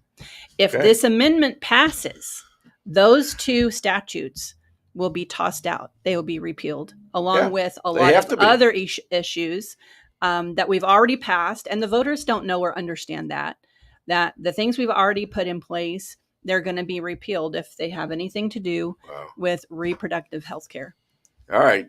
So give us a conclusion as to what you want us to do, us idiots out here, not us idiots, but our people that are conscious right now and listening to this. What should we do about this? You should be talking to your pastors, your friends, your family, everybody who's of voting age that you know. And first of all, making sure they're registered to vote. Yeah. They have until October 9th to register and vote in the November 5th election. And they need to know how heinous this amendment is, and that it would change our Constitution. And they can go to my website, jodygrace.com. There's all kinds of links to the original language. There's resources. There's, proof and video of a webinar that I'm doing every Thursday evening at 8:00. So you can share that webinar. And on the webinar, I get into all the details of every section. And of course, we don't have time for that today. But we need to register everybody that can vote. We need to register them to vote. And they need to know how dangerous this is for parents and all women and children because of how wide sweeping it is. As Donald Trump said, you know what? We need babies in this country. We need babies. We need to reproduce. We need to have them grow up and get the rights that we're all accustomed to in this country. And I believe in that, and I believe in Joe, and I believe in what you're saying, Jody, and Pastor Pat, my wife. Well, the only reason we're not in a demographic winter right now is because of all the illegal aliens that are in our country. Well, bingo. But the reality is many countries are in a demographic winter, meaning that they don't have enough children. Right. And their success in the future is really at risk because of that. Elon Musk talks about this. A lot of people talk about this. And then you have the idiots on the other side, like Bill Gates, that think, we're overpopulated. Yeah. Right. So it's a weird world. But just to add to you, what we need you to do is vote no. That's right. And make sure everybody votes no. All right. Well, Joe, I have one more thing. Other than DaveWeinbaum.net, where can people find and contribute? Go to supportmyprc.com, or come by the office. We love to give people tours. Did you hear about the talented fish? Yeah, he was a piano tuner. Ladies and gentlemen, thank you all for this great segment, and I'm glad I got to fit in. And there's my next guest right there. Okay. All right. Thank you so much. You can stay, you can leave. I don't care. It's just I gotta focus on my next guy and when I'm gonna do my next commercial. Okay. Thanks, Dave. Thanks, guys. Thank you. Thank you, Pastor Pat. You're right as usual. Thank you. That was a good segment. All right. This man is a lifetime conservative. He's an author of Rules for Defeating Radicals. And he is not only the Dave Weinbaum Show expert on pizza, but he's also the expert on Marxism. Please welcome, all the way from Missouri, Chris Adamo. Good morning, Chris. How are you? Oh boy, it's been kind of crazy. I just realized, well, what was wrong trying to get my sound working, and so I was afraid I was going to be deaf for a few minutes there, but it looks like I'm doing well now. Listen, after the rabbi comes on 8 minutes late, and I'm squeezed in to have two interviews from about 10 o'clock to just now with two people I didn't know. I didn't know one of them. I tell you what, it's been a crazy morning, but we're getting a lot done. Well, that's good. A lot needs done because I tell you what, the Yeah. left is on a rampage right now. Yeah, well, and we were talking about Amendment 3. You know what that is? Is that here in Missouri? Yes. And is that the pro-abortion amendment? Yes. Yeah. Yeah, and that's what we had the discussion with. So, what do you got for us today? Well, just using Amendment 3 for an example, what you're going to have, what you've been having in these other states, which side, the pro-life or the pro-abort side, which side has all the money? And that's how they're going to determine things if we're not careful, because they're going to blast us at the last minute with all of these media buys on all of this. You know, they come up with these tragic scenarios where this girl was going to go be Miss America and all this stuff, but then they forced her to have a baby, and then she died in the process or something. I mean, you come up with any melodramatic nonsense you want, and they're going to emotionally manipulate people if they could get away with it. We don't have the money, the media resources to do that, especially the last minute blitzkrieg that they have been conducting. And so, yeah, we tend to lose that way. They completely portray the issue in totally bogus terms. And from that point forward, people have been emotionally stampeded, and it's very difficult to recuperate. That's how stuff like that happens. Well, we have Planned Parenthood pretty much benefiting from all this, and I brought it up in the last segment that they were against the Supreme Court sending this back to the states, and now they're going to get rich off of this, or they think they are. Yeah, well, that's the plan, and unfortunately, the people who should be speaking out on this, too many of them aren't. They're not speaking out strongly enough. I attended a church not too many years ago where the pastor flatly said, well, that's a political issue and we don't talk about politics here. A couple of years later. Political issue? Not a religious issue? Show me where anything in Scripture from Genesis to Revelation, show me anything in Scripture that defines a difference between a moral issue and a political issue. According to this guy and others like him, in other words, the minute this moral issue gets into the political realm, Satan gets it. He gets to have it because we can't talk about it at that point. There's nothing in the Bible anywhere that says anything about we can't talk about political issues, number one. Number two, I'll show you the book of Esther, where you saw the first lobbyist, where she got very involved politically to save her people. We can talk about Ezekiel. We can talk about John the Baptist. We can talk about Jesus Christ dealing with political issues of the day. Sure. And so it's a bogus statement, but it gets adopted and people run along with it, accepting it as a conventional wisdom or just a generally understood truth. And it's not. It's a lie from the pit. And on that basis, our side hamstrings ourselves while the opposition runs rampant. Now let's go to straight political stuff that I guess could be religious too. New York former aide of Governor Hochul, charged with being a Chinese spy. Her and her husband, a $1.5 million bail.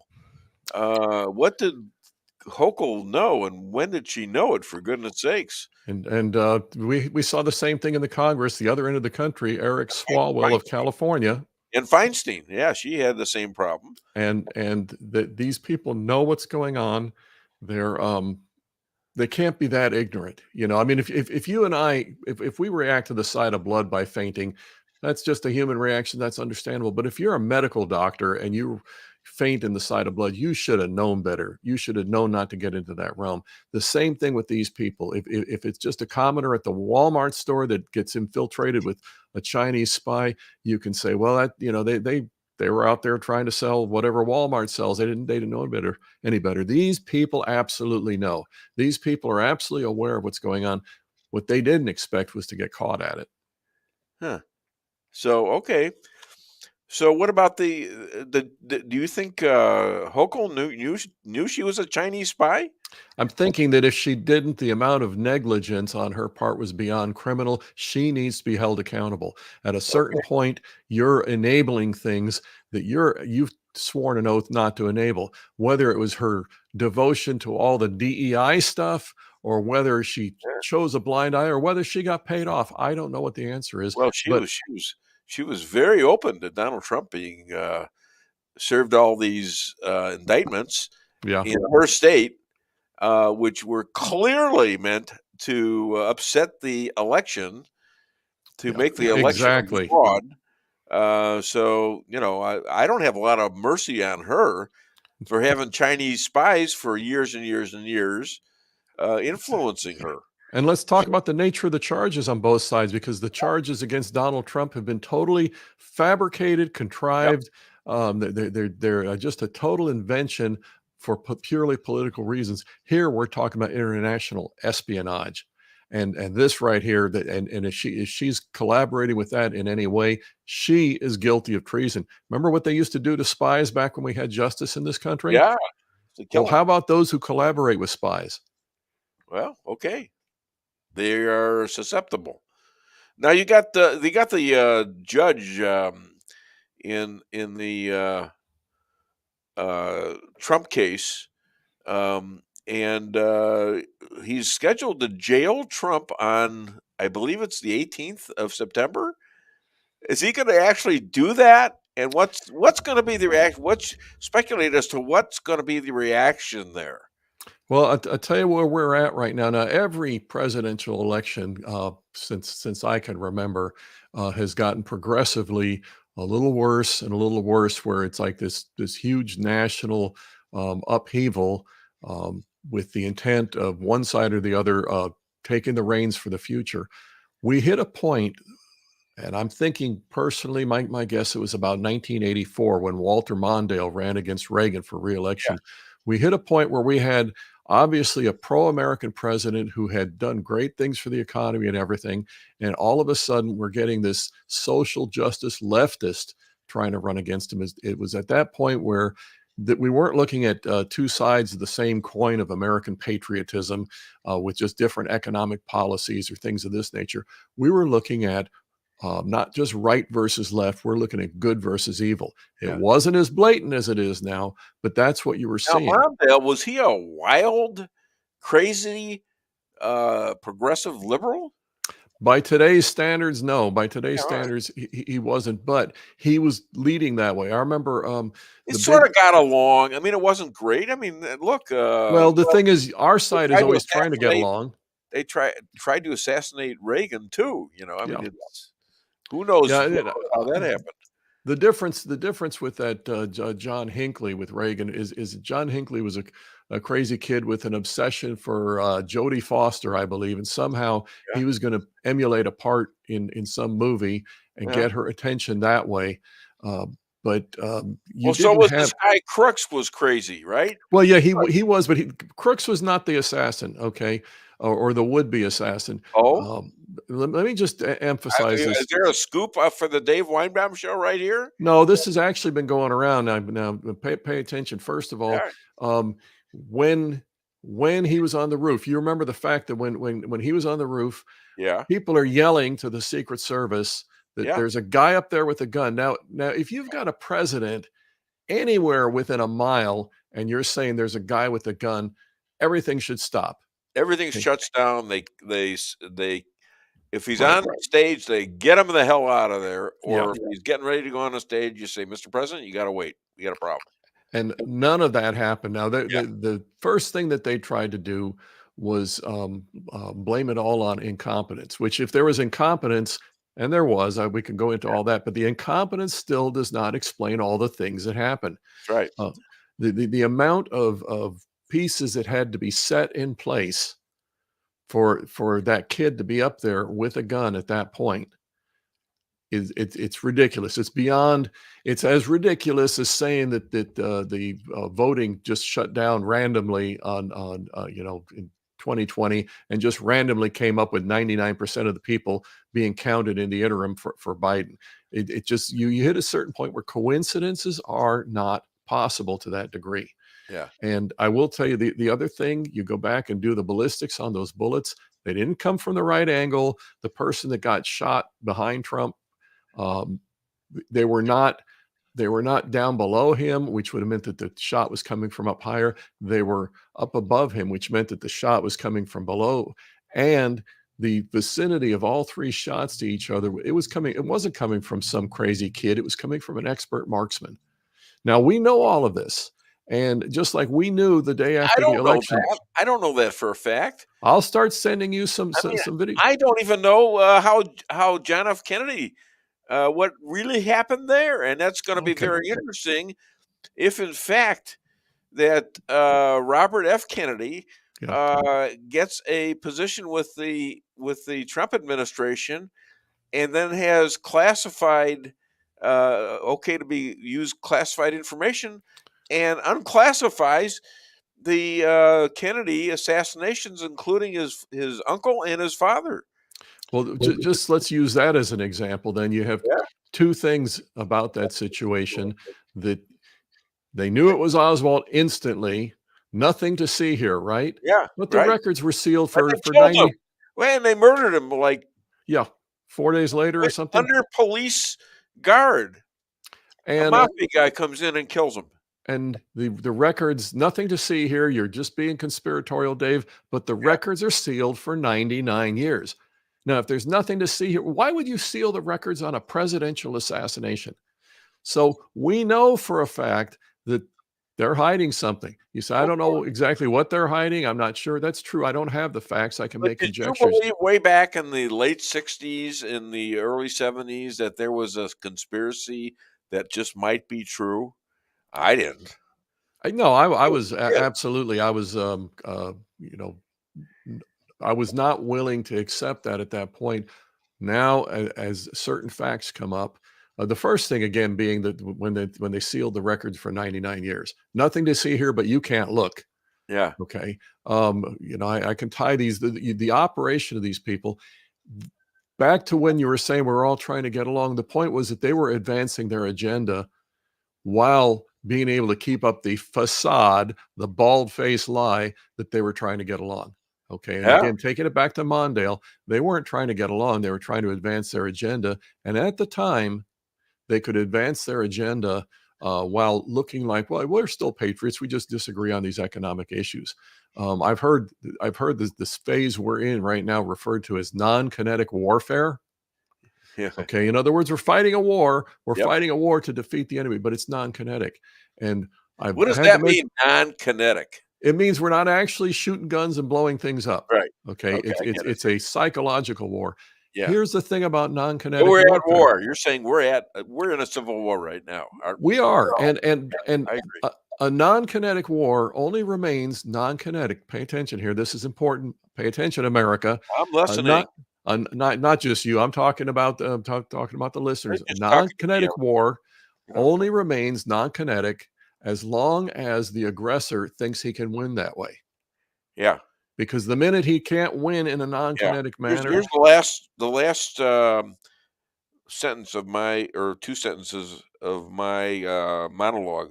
We are at war with them, and their quest for permanent power and avoiding criminal responsibility. So we are at war with them, even though it's not a shooting war yet. Absolutely. And again, you can go back to Pearl Harbor. Their quest was to make sure that they attacked in an unprovoked attack. They killed off 2,000 Americans, the things that they did. And their goal was to, as you say, escape accountability. The only way you can do that in a war you see is to win. that was a whole country, another country, Japan. There's a little different here, isn't there? Sure. Well, it's different in the fact that they happen to be located in a different spot. But like Germany, their goal, if you ever read, there's a great book called Wounded Tiger about the Second World War from the perspective of the pilot who led the attack on Pearl Harbor, who, by the way, amazingly, after the war, believe it or not, became a Christian. But their perspective on Japan versus the rest of the world was no different. They had their exact parallel to the Aryanites in Germany, where they were going to be the dominant race, and all the inferior races needed to be conquered and essentially done away with. So coming out of a country like Japan, which is rather small, and attacking a pretty big country like the United States, even though they were coming out of a depression at that time, sounds to me like a big chunk to take and not expect to get a response. Well, and they were surprised. The whole world was surprised by the response. The problem that we had done at that point was pay attention here, America. This sounds like 2024. We had. Uh-oh. Yo, Chris, you okay? I can't hear you. You have frozen, my friend. I hate when that happens. I hope he's okay. You just get on air and you go, I can't do that. No. All right, well. No, it seems like usually the last few weeks has been us having internet issues, and it seems like now this week it's one of the guests. Yeah. So, yeah. Well, the rabbi can't tell what time it is in New Jersey. Maybe his watch stopped. I don't know. I don't know. All right. So this is another crazy, wild day. And we'll just go back to talking about other stuff. By the way, I don't have any I got to get a commercial in. So let's do a commercial right now. We can do that. Hopefully he gets fixed. Send him another link, and we'll do that. Let's do our next commercial. Buy where my clients are. Your home is your castle. You don't need unwanted hassle. Don't let those creatures move in to stay. Let us protect your investments. That's what we're all about. Plank Termite and Pest Control will save the day. Plank is locally owned and family operated right here in Rolla, a Google preferred business. Our customer service and your satisfaction is our #1 goal. So call Plank today at 368-3333. Plank Termite and Pest Control will save the day. With warmer temperatures right around the corner and allergies ramping up, now's the time to get those AC units serviced. At Hartley's, we pride ourselves in offering outstanding service with fast response times. With proper maintenance, you can make those hot days be a lot cooler and remove those pesky allergens that always seem to find their way into your home. Call us today so you can be living a much cooler and healthier life. Hartley's, community born, community raised, community serving. Call Hartley's Climate Control today at 573-368-3163.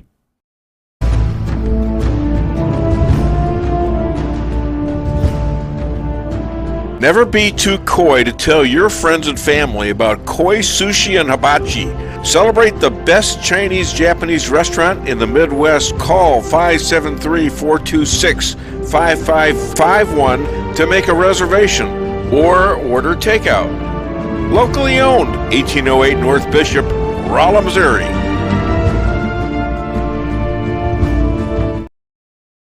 We can sum up McDonald's new crispy chicken sandwich in one word.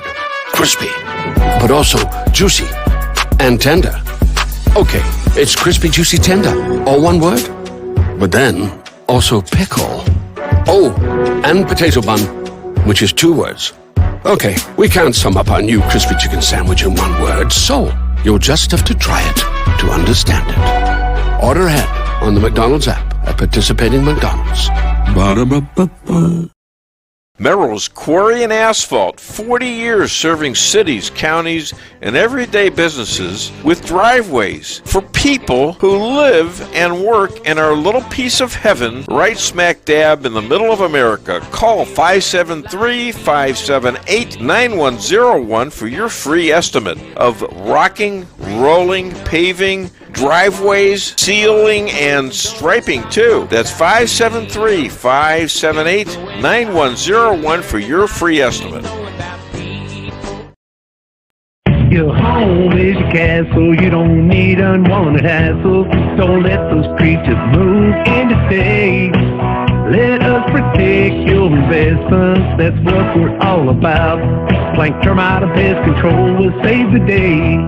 Plank is locally owned and family operated right here in Rolla, a Google preferred business. Our customer service and your satisfaction is our number one goal. So call Plank today at 368-3333. Plank Termite and Pest Control will save the day. Busy schedule? Let your locally owned Price Chopper help you save time with online shopping. It's easy. Sign up to tcmarkets.com or download our mobile app in the App Store or Google Play. Create an account and browse through the categories and choose the items you need. When you place your order, your personal shopper will get all of the items you've selected, taking the same care you would and following your notes. We offer free curbside pickup, so you don't even have to get out of your car. Start your online order today and no online shopping fee for a limited time. Go to tcmarkets.com or download our mobile app to get started. Price Chopper. Fresher savings every day.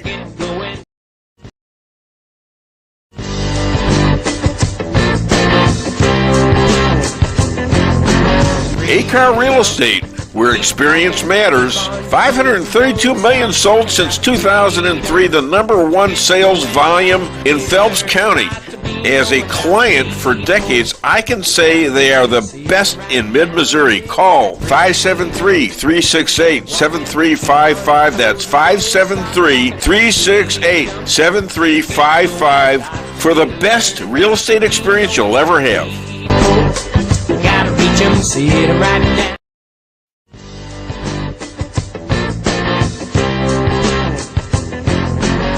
Insurance going up like crazy? Daniel and Henry Insurance is one of the largest private insurance companies in the world. Richard Boyette, 314-444-5011. He's my guy at Daniel and Henry for 10 years. Business or personal, call Richard at 314-444-5011. He's the best. At Town & Country Bank, we are committed to providing exceptional service to our customers.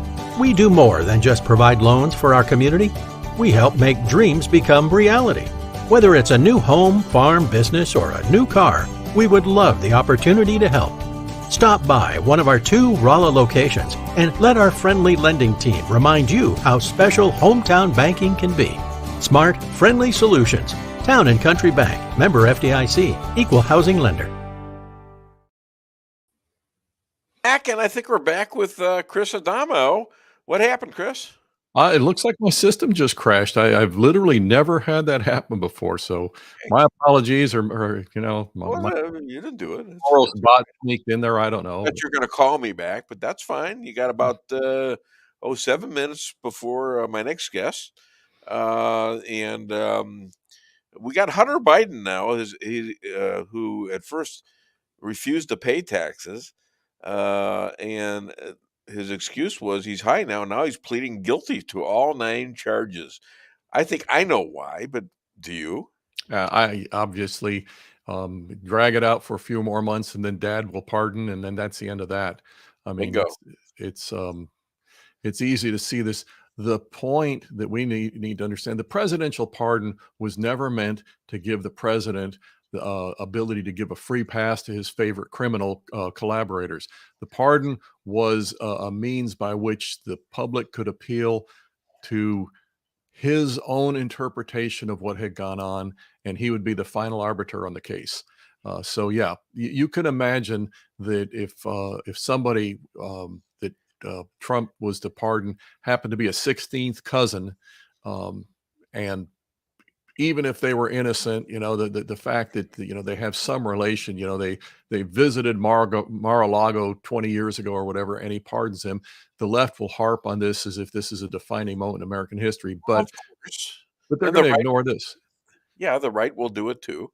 But, so okay. No, the difference being that when they catch us in something, our side throws the person immediately to the wolves and Right. says, okay, maybe he wasn't as guilty as they say, but he was a little bit guilty. So yeah, let them have him. Yeah. They don't, we expect if we do that, we're upholding a high standard. So they'll do likewise. They don't And have any standard. Trump has a lot of pardoning to do, especially in the case of the January 6th hostages that they're holding right now in DC jails. Yep.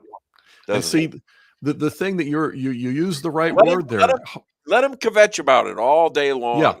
The word that you used was hostages, because we from the day that thing happened, it was obvious. We saw it. What's going on here is we got this massive, huge gathering, 1.5 million people, which that is what really had the left scared. They realized if those people actually stood their ground, if it actually was an insurrection, there was no way they were going to get them out of there. Okay. Yeah. But these were law-abiding Americans. They weren't going to do a thing like that. Exactly. And so then in the midst of them, you had these Antifa monsters, and they were identified as Antifa monsters and collaborators. There was some planning on this. Obviously, just planning. no different than the There supposed was a assassination. bomb tied to Kamala that was supposed to go off too, and they You apparently mean she's not a bomb? decided, yeah, she's a bomb. She's a cackling bomb. Anyways, but she's not a wine bomb. Thank God. Anyways, Hope that was I close. got my name in there. Pretty good, huh? Anyhow, but that thing was a setup. It was based on basically what happened in the Rothschild in Exactly. Germany. It's exactly the same thing. Yeah. It's And incredible. actually, I had made that comparison, and I can show you commentaries that I'd written just with weeks afterwards, where I was comparing it. 28th, 1933, at And the Rothschild. it's a perfect example of how leftist communists, and that includes Nazis, they're the same crowd, how they take a situation, they contrive it, and then they label their enemies with it. Now, here's the problem. Hi, Lisa. Here's the problem that we have the position to stand against this, to call it out for what it is. But as you've heard me say, that within a week of election day, our side was too scared to say, hey, we just saw the election get stolen. Oh, no, you didn't. Oh, well, maybe it was possible voting irregularities. In every one of these situations, the deciding factor is whether or not we'll put up with it, or we'll try and get along and work within the system, meaning the lines that they draw for us to work within. And on that basis, they count on us ultimately backing down. And you know what? The really sad part is, so far, that's been a really safe bet for them. Yeah, yeah. So weaponized politics, complete turnover to the FBI thugs assigned to the Democrat Party. There's so many whistleblowers against the FBI, and 30 people testifying against the FBI. Okay, get those 30 people, put them in protective custody, because otherwise they're all going to Jeffrey Epstein themselves. And you put them in a place where they can't be touched by this leftist monster. And then when Trump gets elected, and he will get elected unless they steal the election, it's that defining. But then once he's in, those are the only people that are qualified to actually go into the FBI and determine who is and isn't a good guy. Do you think that Donald Trump, if a judge tells him he's going to jail, is actually going to go to jail? I have no idea what's going to happen there. I do know that they will do whatever they can. That judge has already been told you can't do that, but that doesn't stop them. Well, I don't know. I haven't heard that. Who told him not to? Okay, maybe I'm confusing judges here, but the point being that they will do whatever we let them get away with. It's always been that way. Back when they weren't quite as far off the deep end, because where the country was, they were starting to pull it, so they didn't seem so extreme. And so we sit back and say, you guys aren't playing fair. You can't do that. And oh yeah, they can. The left has always been about one thing, and that's acquiring power. Yeah. Okay, well, last thing, other than DaveWeinbaum.net, where can people find you and buy your book? And when's the next book coming out? It's thank you, sir. Thank you, JP. It's still at Amazon. You just go there and put my name in, or put Rules for Defeating Radicals, and it'll bring it up. It's still as necessary as ever. They're playing dirtier and dirtier. And what I do in the first part of the book is tell you how to spot who they are and how they operate. And once you do that, actually defeating them becomes a lot easier. But we can't color inside the lines that they draw for us. Chris, what do you call a strong-armed catcher?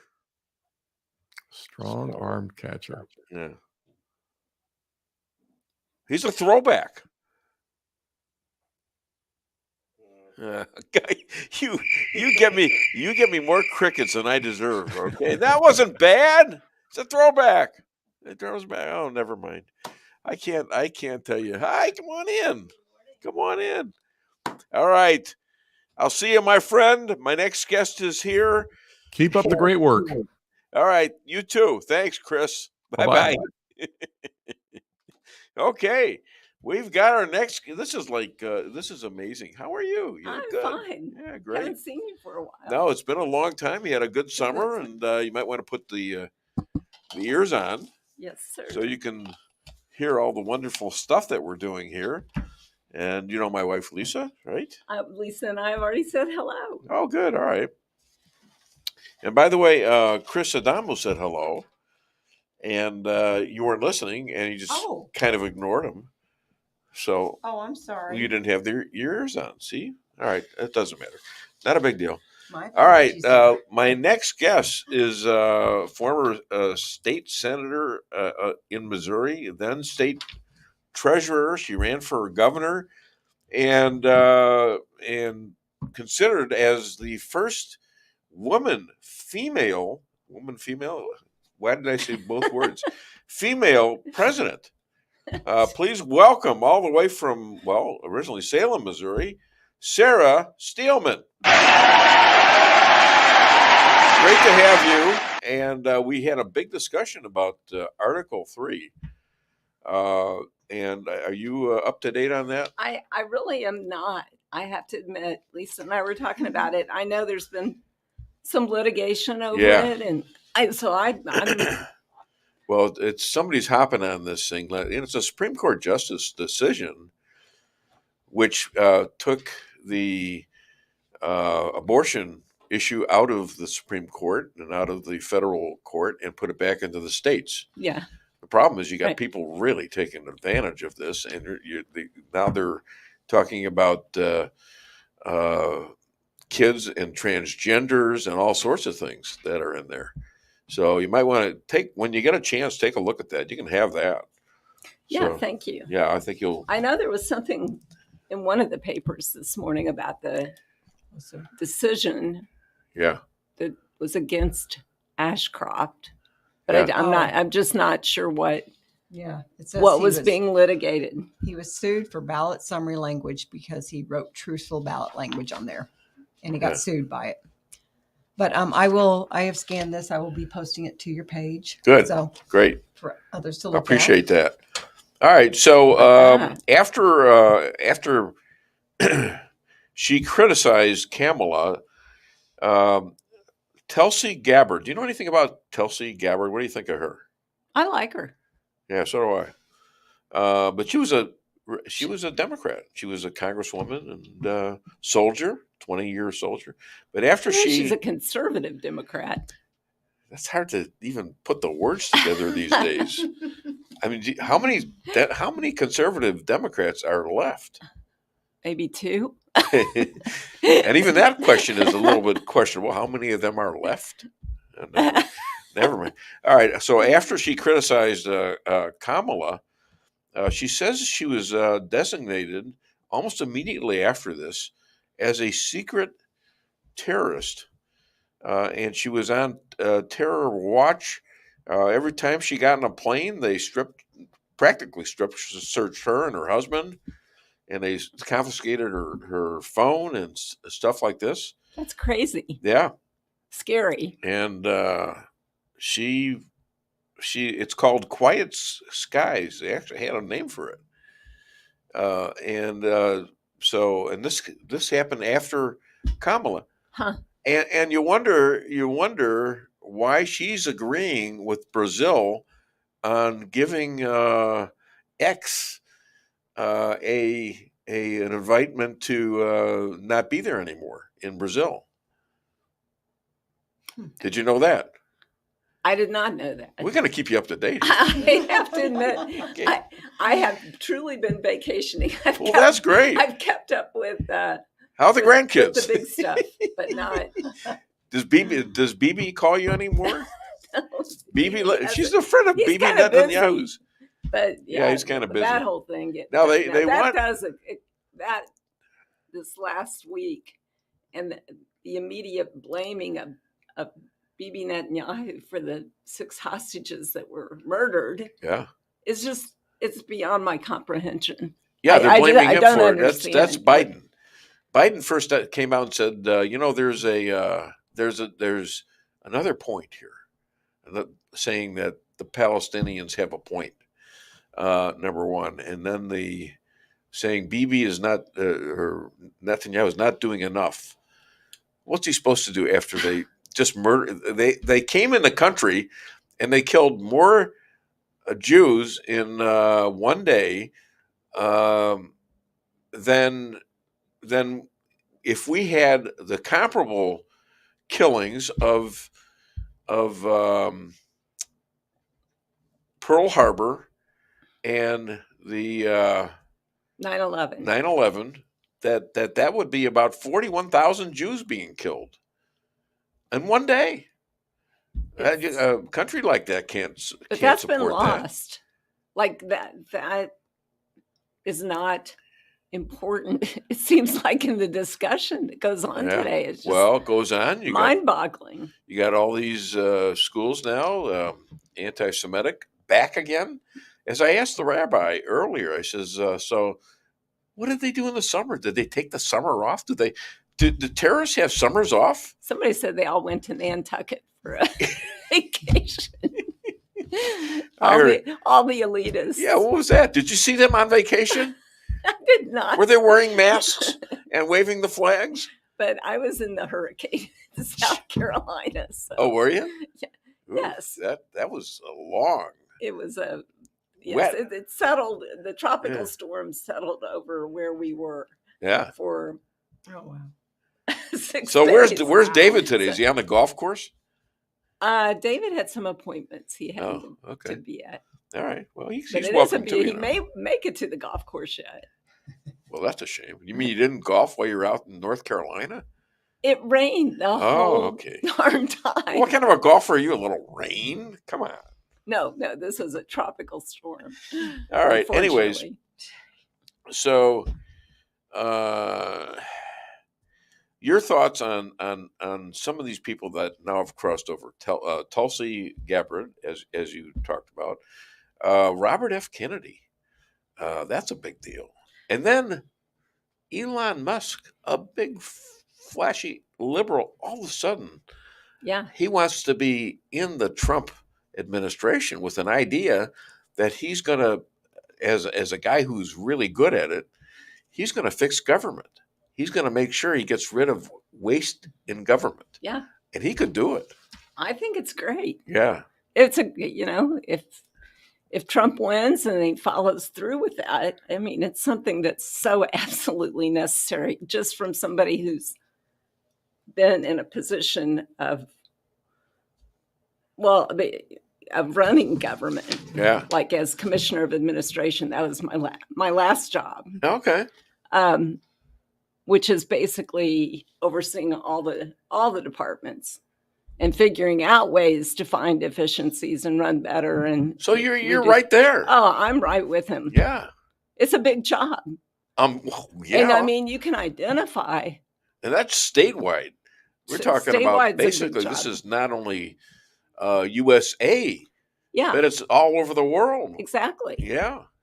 So more power to him. Yeah. He'll be able to identify it. It's executing on it that's going to be, that's where the rubber meets the road.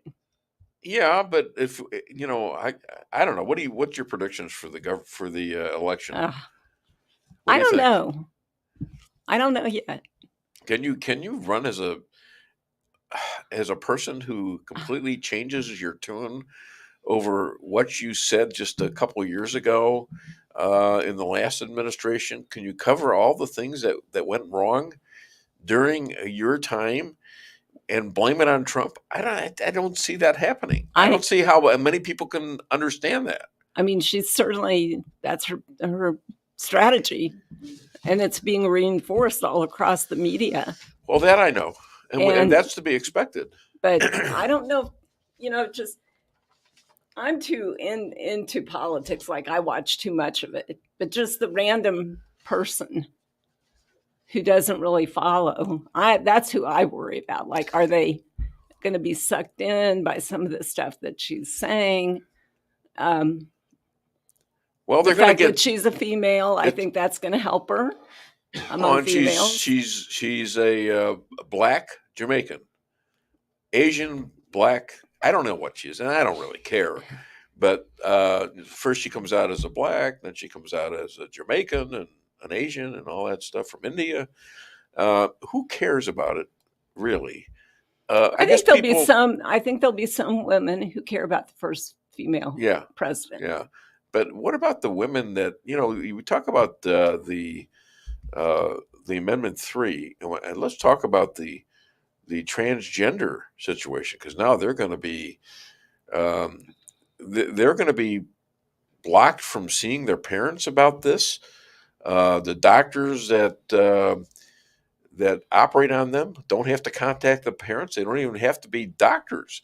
They could be some kind of a health person. But they can't be sued for any problems with any abortions, any other procedures. Well, I'm going to have to. What about the women I'm here? going to have to read up on that. What about the women? What about the women that are in sports or want to be in sports and can't do it? Like remember the boxing match in the Olympics? Where these men were beating up on women, basically. Are we going to tolerate that? Why are women tolerating that? I don't know. Do they know? You're asking the wrong Well, you're person. women. Why are you backing that? Come on. All women support that, I think. But it's just one of those, again, I can't figure the public out. But I'm not sure it's most of the public. I think most of the public has some common sense and says, wait a minute. Yeah. This is stupid. Men shouldn't be competing against women, whatever you want to call them. Men, they, whatever. But you can get arrested then if you say the wrong thing. Seriously. The world is upside down. I mean, it really is. I'm trying to just think about it because it frustrates me to see all the ridiculous stuff like this that we're dealing with when we have such significant issues. Yeah. And not the least of which is the border. The economic plans that now both they want to give you 20,000 or 25,000 for a new house, and then when it goes up in value, they're going to tax it. They're going to take it all away. Plus, it's crazy. The one that really gets me is this proposal from Kamala to tax unrealized capital gains. Oh my gosh. Yeah, there goes the stock market. Exactly. Why? That's it. What? We're done. This is like, I look at her and I think, she is surely an idiot. To God, she can't be that stupid. She is that stupid, okay? And quite frankly, so is Joe Biden. Yeah. He's really stupid. I think they are. I think and the price gouging stuff, the states have had that authority for decades. Yeah, and it doesn't work. It's only used in emergency situation. Yeah. You got to prove it. You got to go to court. It doesn't work. And all that. What is she going to propose? I mean, this is strictly it's absolutely frightening to capitalism what she has proposed. How about Tampon Tim? I mean, oh my God. What a nut. And his military problem. And his family is all against him. Okay. Barely. He's got like 15 family members who are from Oklahoma, I think. I saw and they're all against him. Wow. I know Trump had a little bit of a problem like that, but not much. Well, RFK has that problem. Well, now he's got it. That's for sure. I mean, that's it. And RFK, he wants to get in there and become some kind of a maybe the head of the CIA, so he can uncover what happened to his father and what happened to his uncle.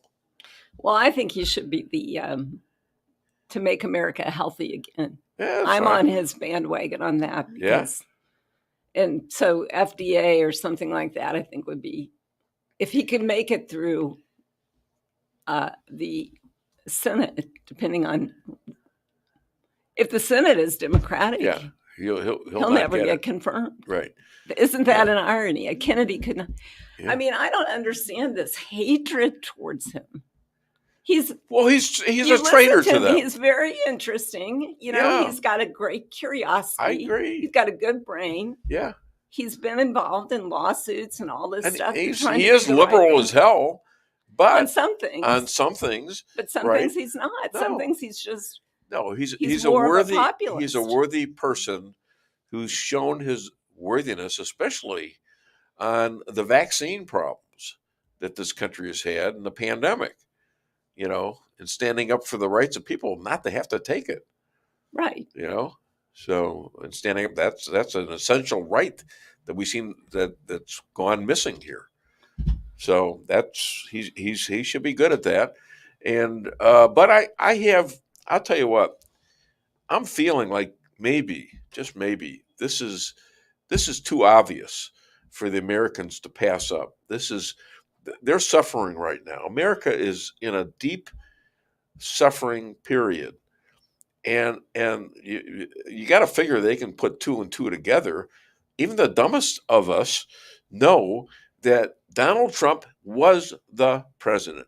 We know what it was like under Donald Trump. And yeah, we had the pandemic, but you know what? He did everything he could, America first. He kept us out of wars. He kept us out of stupid wars. He sowed the peace in the Middle East. Yeah. He kept his hand in. He strangled Iran. North Korea.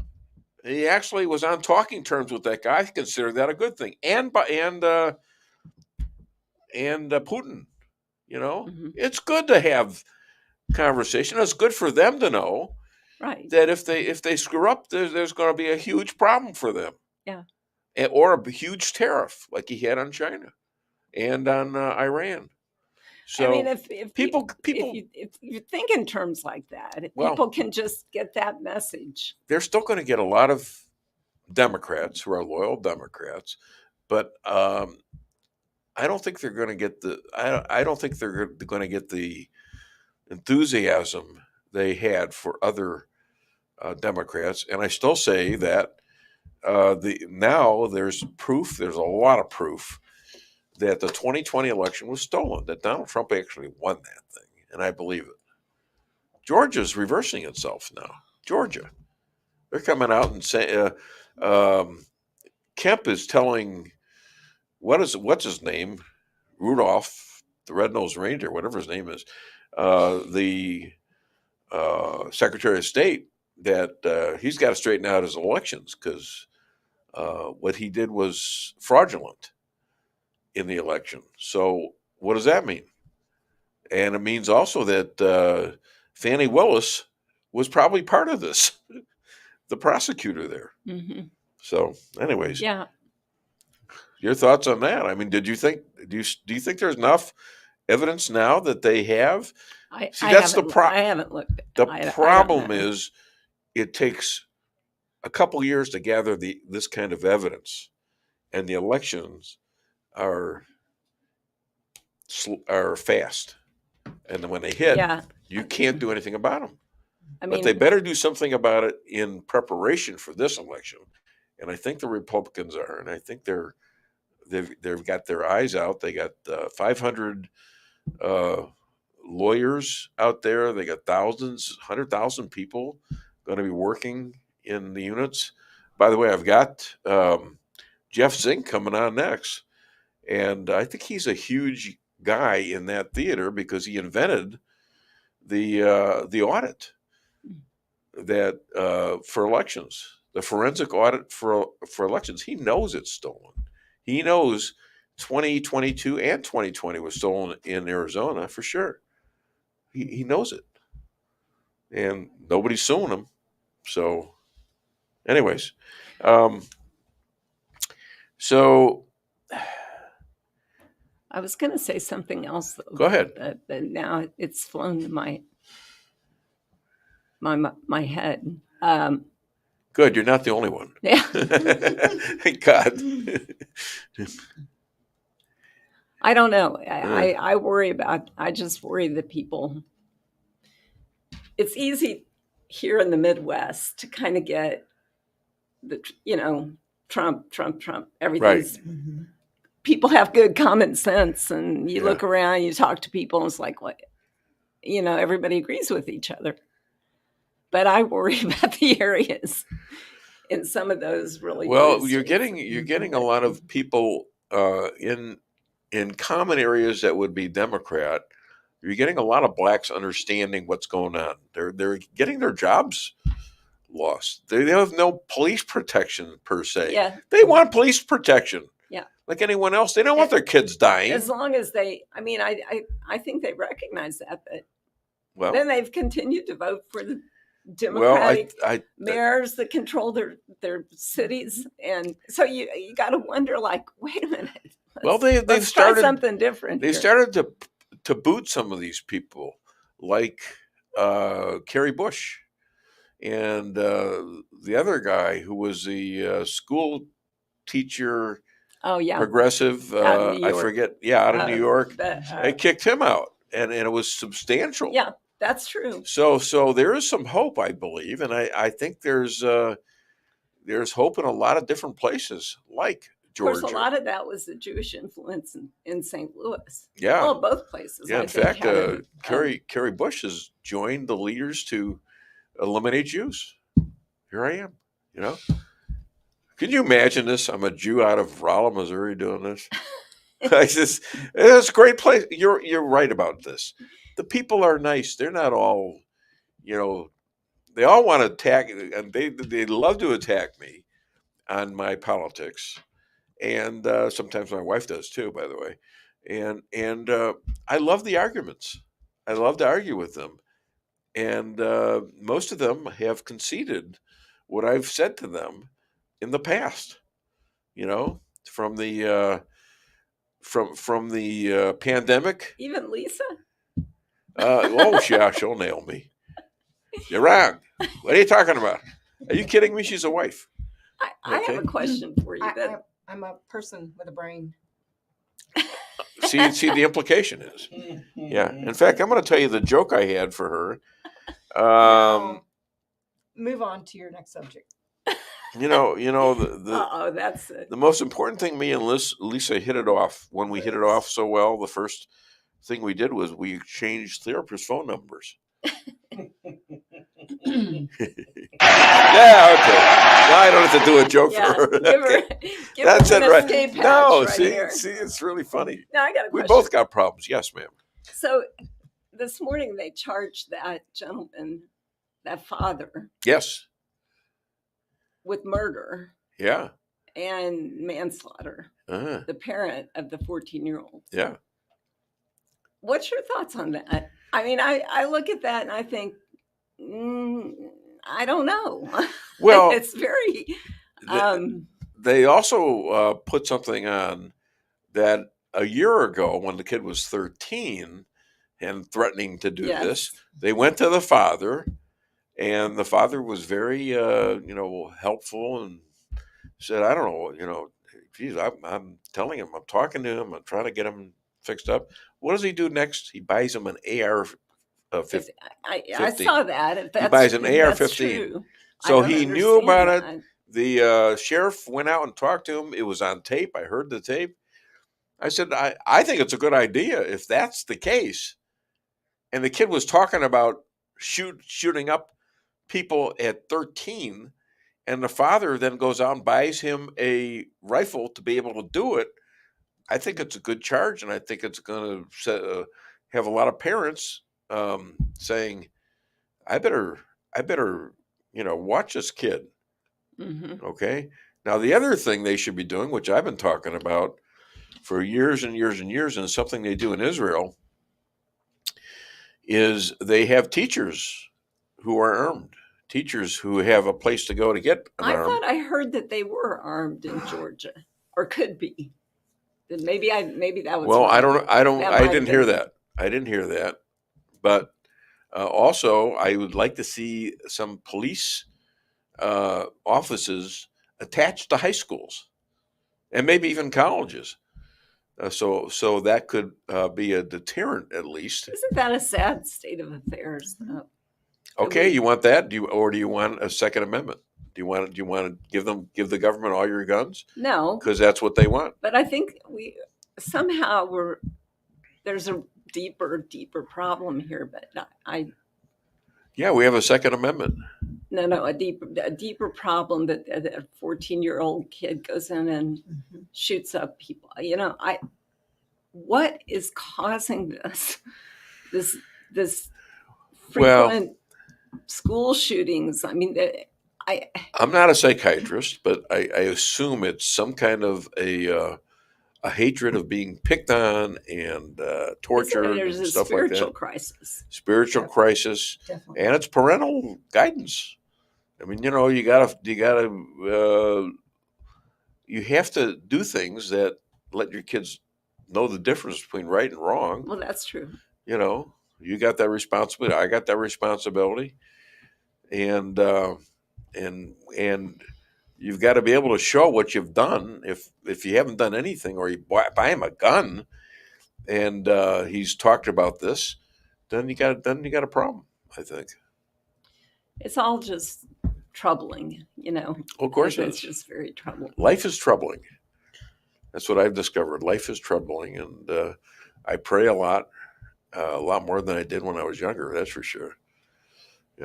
And I believe God's helping me do this show right now. You have a couple of let's get some comments in. A joke from Mr. Lockwood. Richard C. Lockwood. He's Dave. I'm addicted to brake fluid, but it's okay because I can stop at any time. Copycat. Mine was better. Christopher Ronzi, I call him the Godfather. Good morning, Dave. Mrs. Lisa, you're looking lovely today. Great show again. Keep up the great work. Thank you. Do I have to read all this? The Democrats are trying to run the campaign as if she was a celebrity, not as a candidate. That's true. Yes. They feel that is how President Trump won his presidential campaign the first time. So Obama is behind this, the puppet master of the campaign.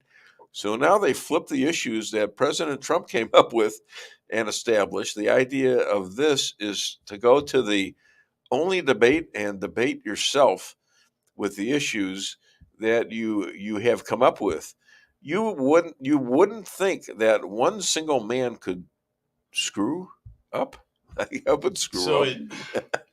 I guess it's screw up. One single man could screw could mean a lot of things. That's wrong. It cuts it off over here, but over here on Facebook, I'm trying to find where that left off at. Okay, well, let's not spend a lot of time on that. All right. So, I'm having trouble finding it here. Yeah, don't worry about it. Forget about it. Okay, so I think that's true. They are making her into. Now, I'm going to have my next guest on in about 2 minutes. You're welcome to stay because this guy could mean the difference between us winning, Trump winning, and Arizona. He's running for Maricopa County, and he's also tied in on the 1-6 situation. I just sent him a nice contribution, and he's. I think he's the secret, right? The most important guy, one of the most important guys in America, because he's going to be able to fix maybe Arizona, and there he is, right there. Go for it. All right. You're fine. You're fine. All right. All right, ladies and gentlemen, my next guest is here, and my last guest may be going or maybe staying, which is fine. Either way, he's a kinesiologist boy, do I like saying that, primary victor in Maricopa County for his primary for the U.S. House forensic election audit expert. Please welcome all the way from the headquarters of the Republican Party there in Phoenix, Jeff Zink. Jeff, I have a great lady there. I'm with my wife Lisa, and Jeff. And her name is Sarah Steelman, and she's been the Secretary of the Treasury here in the state of Missouri. She ran for governor. She was a state rep, actually a senator, right? Yeah.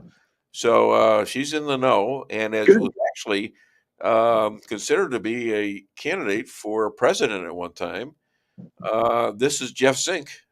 Hi, Jeff Zink. And, hi, Sarah. Nice to meet you. Okay. Nice to meet you as well. So, and we have your little Think Zink T-shirt. Yeah, I'm going to have to get y'all my updated version, my new one that we've come out with. I've got to get that to y'all.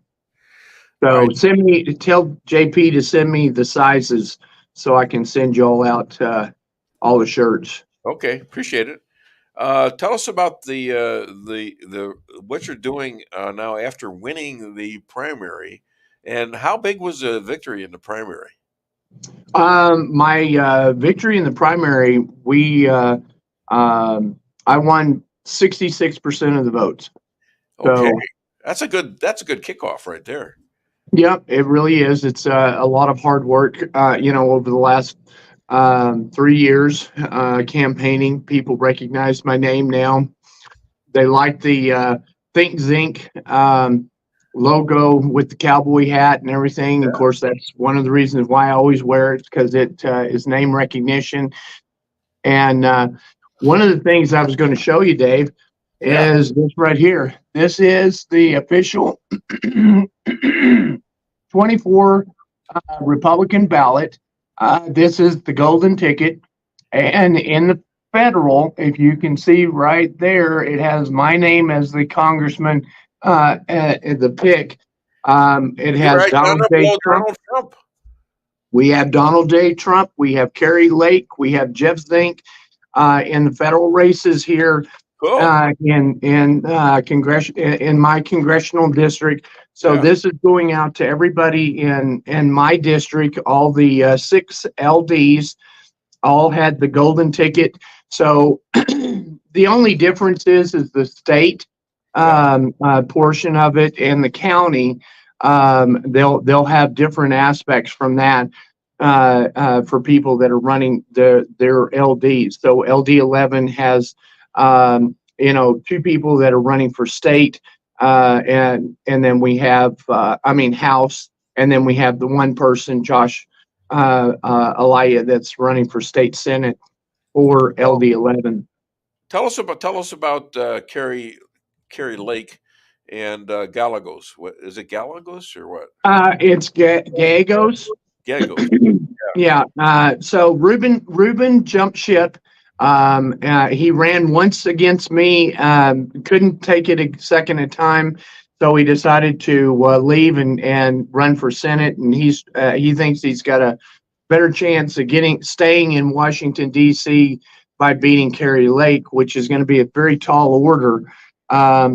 She is out, campaigning and doing things. She's going to be this weekend with several other people in New Mexico and stuff. I was invited, but I just think that it's important that I stay here in my own congressional district, and I talk to the people that I'm going to be representing and who are going to be voting for me.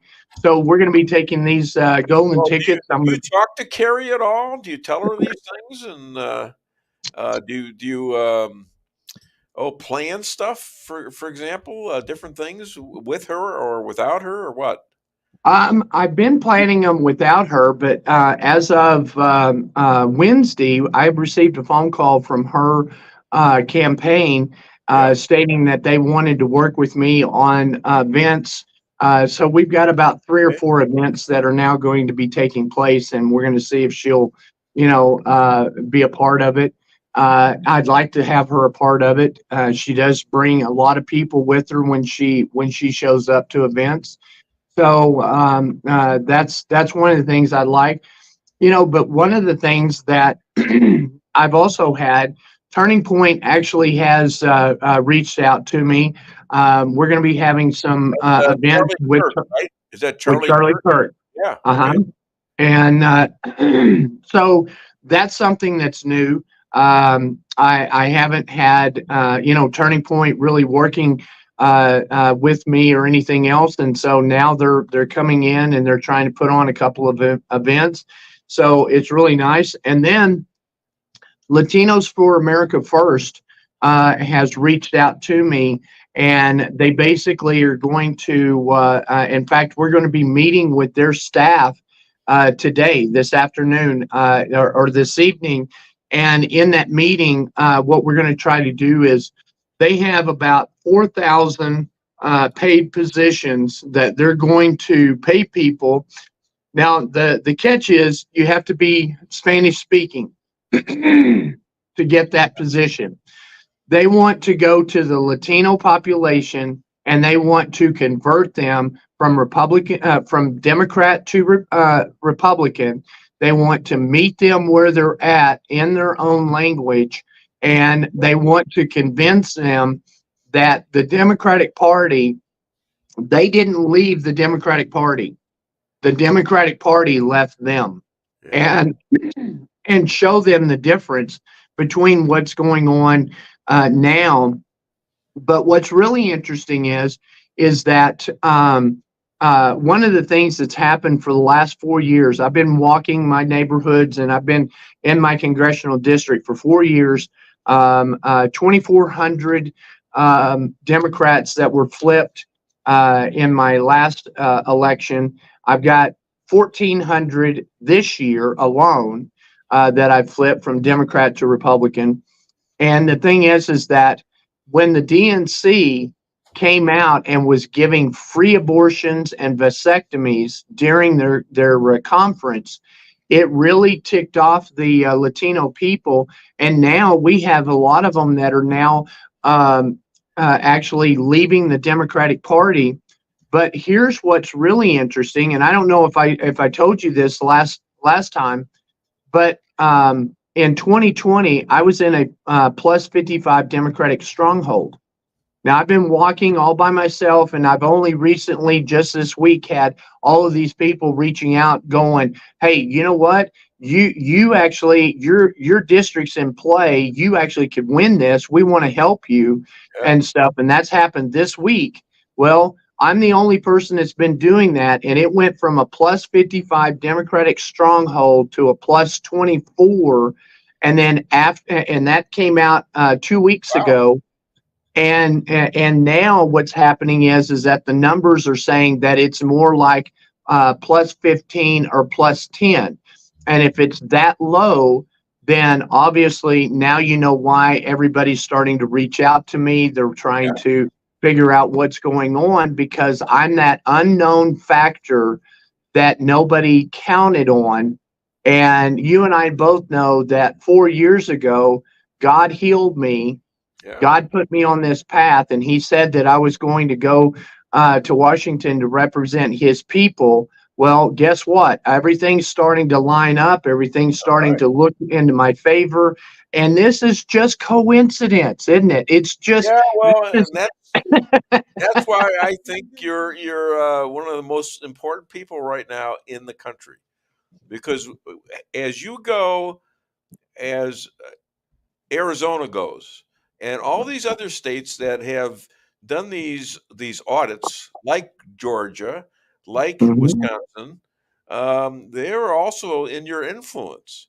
That's why I say you're the most important guy possibly in this election, all over the world, maybe. So I'm trying to put you up on a pedestal, but I think that's true. The thing is that hold on a minute. Would you like to say anything to Jeff? Sounds like he's doing all the right stuff.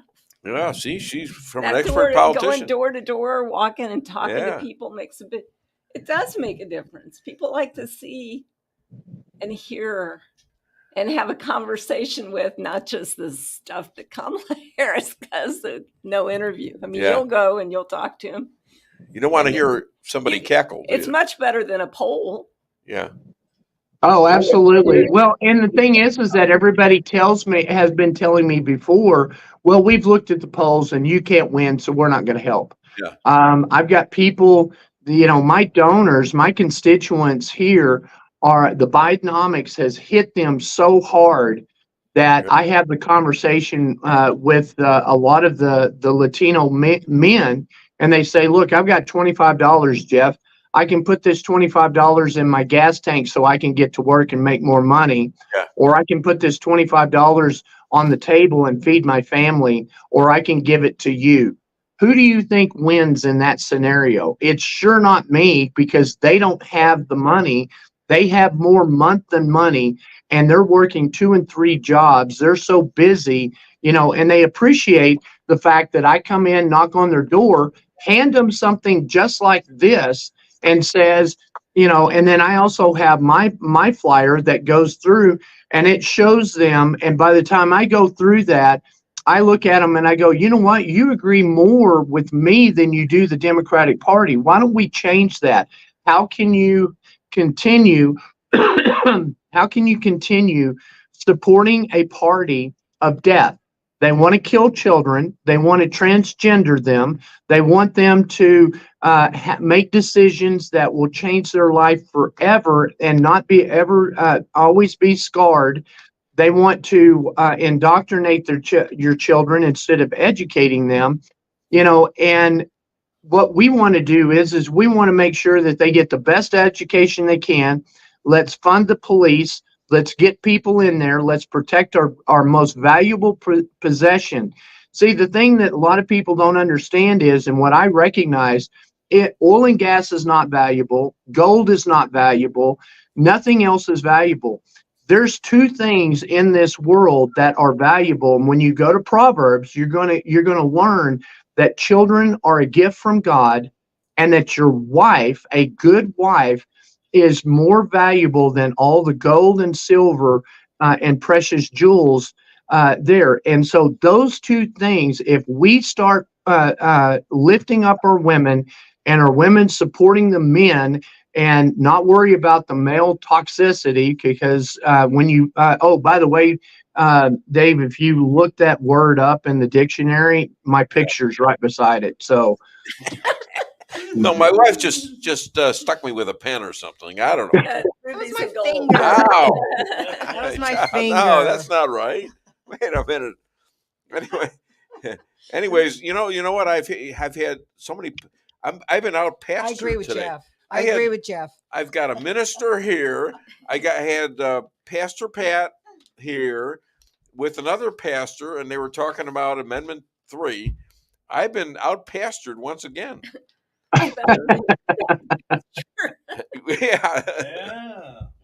Yeah, there you go. Yeah, anyways, so sounds like you're on a roll, which I think is gonna happen. It really is something, Dave, that I think and the thing is that if I got arrogant and I said this was all me, God came to me when I was supposed to be dead. And when he broke my headaches, he restored my health. I think I sent you my commercial, correct? That I had made recently. I think so, yeah. Okay. And so one of the things that that lays out is an introduction of exactly what happened with me in my life and why I'm running. And now what I'm going to do is we're going to start doing these same things. But here's the thing. And this is full transparency. How many, politicians are constantly asking for money, and I understand that. How many of them tell you up front what it's for? So I've had all of these people that's reached out to me, and they've said, hey, we want to reach out and we want to help you, but we also want you to start raising some more money. Well, I raised well over $25,000, and the Democratic Party had a gentleman that was a Democrat change parties and primary me. And so it absorbed all the money having to win the primary. Now I'm sitting here and I'm going, okay, people, I've got $1.5 million I'm going against and I have no money. Now I need help. And so these people have reached out and they said, hey, you need to raise 125. This is all you need, 125,000 to 250, somewhere in there. And all we want you to do is we want you to advertise on Telemundo, Univision, and all of the Spanish-speaking stations here in Phoenix. And it's going to cost that much, but we want you to be blasting your commercials out. And it really helped because when they saw that commercial explaining my life and what I'm doing, and then they want me to also start putting together things like what's going on at the border, because Yasmin, she was the second vice mayor of Phoenix. She was in charge. Who is she? Is that your opponent?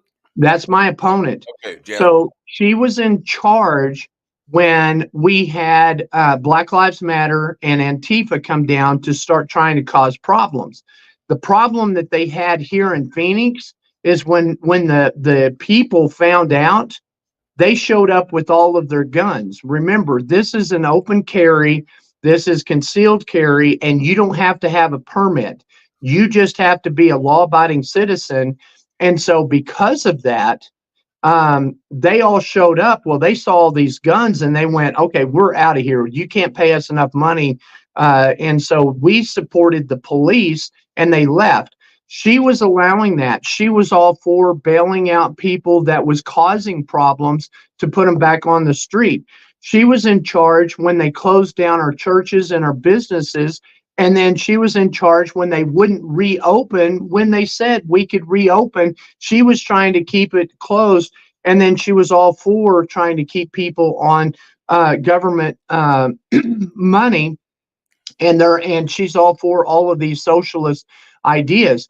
So because we already have a track record, we now need to show that we don't need that ideology, which is what Kamala Harris, all she's going to be is a yes person for Kamala Harris. We don't need that. And we don't need her in there for when Trump gets in, because he's going to be the duly elected president. Well, she would be one of the quad, because remember, only 2 out of the 4 of the quad members made it through. And so they're going to I call them the squids. The squid. Well, yeah. And so, Yasmin would be the person that would replace one of them. And here's the other thing. A lot of people don't know this, but she worked underneath Nancy Pelosi, and she was one of the co-authors of the Paris Climate Accord agreement and the climate change stuff. So she's all for the Green New Steel. She wants to stop drilling and do away with gas cars. Yeah, electric cars and all that crap. Yeah. Yeah. And that's just not going to work. And she's all supported by all of the union labor people. But this is a right to work state.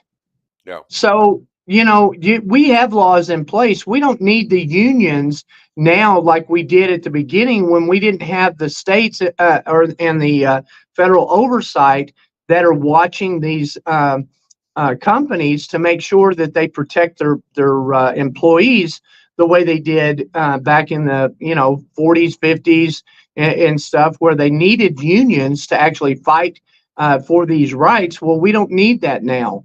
And so that, and the thing is that these unions, they force people to join. They force them to pay their dues, and then those dues support Democrats. Yeah. So what you've shown us is a lesson of life. Is that even if you don't, if you feel like you're right, and if you don't show results right away, do you quit or do you keep going? If you think you're right, you keep going. And that is a huge lesson in life for our kids, for me, for you, for people in this room, and my wife especially, is you just keep going, and you keep asking God for help, and and generally, if you feel like He's going to help you, and I feel that, and I'm sure you do too, now especially, then despite what, if you have a bad day or a bad loss or something like that, you can recover. You can come back the next day and do good. Go ahead. So I wanted to bring something up, Jeff, because I thought you would, really, really like this. I was listening to Dan Bongino on Wednesday on our local station, and somebody called in from Arizona. And you can probably go back and find this in the archive. And he said, we have got to ensure, and he was asking basically Dan Bongino for his help, we have to ensure that Kerry Lake wins this Senate race because Ruben Gallegos is a rhino. He's this, that, and just completely lambasted Ruben. And at first, it didn't hit me at first. I thought, why have I heard that name? And I went, because Jeff's been saying the same stuff about this guy for years now on the show. And it was just consistent in somebody else, a random caller from Arizona saying the exact same thing about Ruben. Yeah. Right. Exactly. And the thing is that what's funny is that there's a commercial right now of a sheriff driving around thanking Ruben for all of the help that he has been instrumental in protecting the border, and have him driving, the border with and it's Trump's wall. The thing that gets me, it's like Kamala. She's got a picture of Trump's wall, claiming that she's the one who built it, that she's the one who's behind all this, and they're taking credit for things that they did not do. I can tell you 100% factual that Ruben had absolutely nothing to do with the border wall. He was never down there except for to make that commercial, and that was it. That's the only time he's seen the wall in the 10 years he's been a congressman here in my district. Yeah. And on the Dan Bongino, the same day on another segment, he was talking, he revealed a clip that it was a Democrat senator or somebody that's high up within the Democrat Party. They were making a point how Trump was the one that actually made these policies about no tax on tips. He was the first one out on all this stuff. And now they're just basically borrowing it and saying, oh, we're going to make it ours. And he said, what do you say about that? He goes, well, when it's a good idea, it's a good idea. They're like, oh, so you're saying Trump had a good idea? Well, no, I didn't say that. Well, that's exactly what they said. Yeah. And I don't know how they're not going to get away with that. I mean, maybe some people are going to believe it, but I mean, I think the majority of people who have been hurt by what's going on over the last 3.5 years are going to say, you know what, this is BS. It's time for a change. We know it. And here's the thing that I tell people is this: if Trump was so bad and was going to do all of these bad things that the Democrats are literally claiming that he's going to do, he would have done it in his first term. Right. The other is that all of these things that the Democrats are saying that on day one that they're going to do, and all of these good things, well, they're in charge. Day one for them was 3.5 years ago. If they wanted to do it, they would have done it back then, and they wouldn't start now. Yeah, well, why aren't they doing it now? They're still in power. Why don't they, start building the wall. Start doing start up the Anwar thing in Alaska, where they have tons of oil, more than Saudi Arabia. All right, get the Keystone thing back. Get the Keystone area back pumping. How about Pennsylvania? Don't forget, just 2-3 months ago this summer, they were saying how great a president Joe Biden was. Right. How great the economy was. What's Kamala running on now to fix the economy? Well, if it's great, why does it need to be fixed? Yeah. Right. They don't have anything to stand on. They can't even stand on their platform because they literally don't have anything. They've already negated their very platform. No, I think I'm seeing the momentum change. Mm-hmm. And the biggest thing right now is the cheating. How do you stop the cheating? Well, you make it too big to rig, and which is what we're doing. We're getting the people out, the low propensity people that normally don't vote. They're registered to vote. We had 270,000 in Maricopa County Christians that did not vote in 2022. Had they come out and voted their faith, every election would not be the results that we have today. Every election would have been for the Republican Party had they voted their faith. And here's the thing. On Thursday, I was at a church in Mesa with J.D. Vance. Yeah. And listened to J.D. Vance and what's taking place. And what's really interesting is it's the same thing that I have been talking about all along, which is the problem that we have today lies at the pulpit. It's the pastors that did not and have failed to train their congregation up for such a time as this. I think I listened to this, and I was commenting on you as I listened to it. And I was wondering if you were there. I didn't know for sure, but no. And he was talking about the preachers telling him, well, it's just a political issue, right? It's right. Politics. We don't mix religion with politics. Exactly. Well, and that's one of the things that I'm your worst nightmare. The two things you never bring up at a family reunion: politics and religion, and I'm both. And so, the thing is that we have to start setting down because people always tell me, well, I'm not interested in politics. And I keep telling them, well, here's a good thing that you need to know. Politics is very interested in you. You pay taxes. That's political. You have your church shut down. That's political. You have your businesses shut down and altered. You're forced to take a vaccine. All of this is political. Sure. If you don't become political, then people will make decisions on your behalf, and it normally will go against you. It's sort of like one goes after the other. If you don't have the right politics, you're not going to be allowed to worship the way you want to. Exactly. Well, Joseph Stalin says that those that cast votes mean nothing, but those that count vote mean everything. Yeah. You better watch those counters. All right. Other than DaveWeinbaum.net, where can people find and contribute? Go to thinkzink.vote and go to my website. There's a donation page right there, that button that you can hit and donate. The maximum now, because we're already past the primary, the general election is $3,300 is the most you can donate now. But the thing is that I also have a PAC, We the People AZ Alliance, that if somebody wants to donate the $100,000 or $250,000, it can go to that. And they will make sure that 100% of that money goes to my campaign to help with the commercials, to pay for the spaces, to get information out to my constituents. And then I become the next Republican. And the thing is that here's what also is going to happen. It will make history because a Republican has never, ever sat in that seat. I will be the very first Republican ever to sit in that seat. And you're going to have me down there for your swearing in. All right. Now, what kind of surgery do politicians get?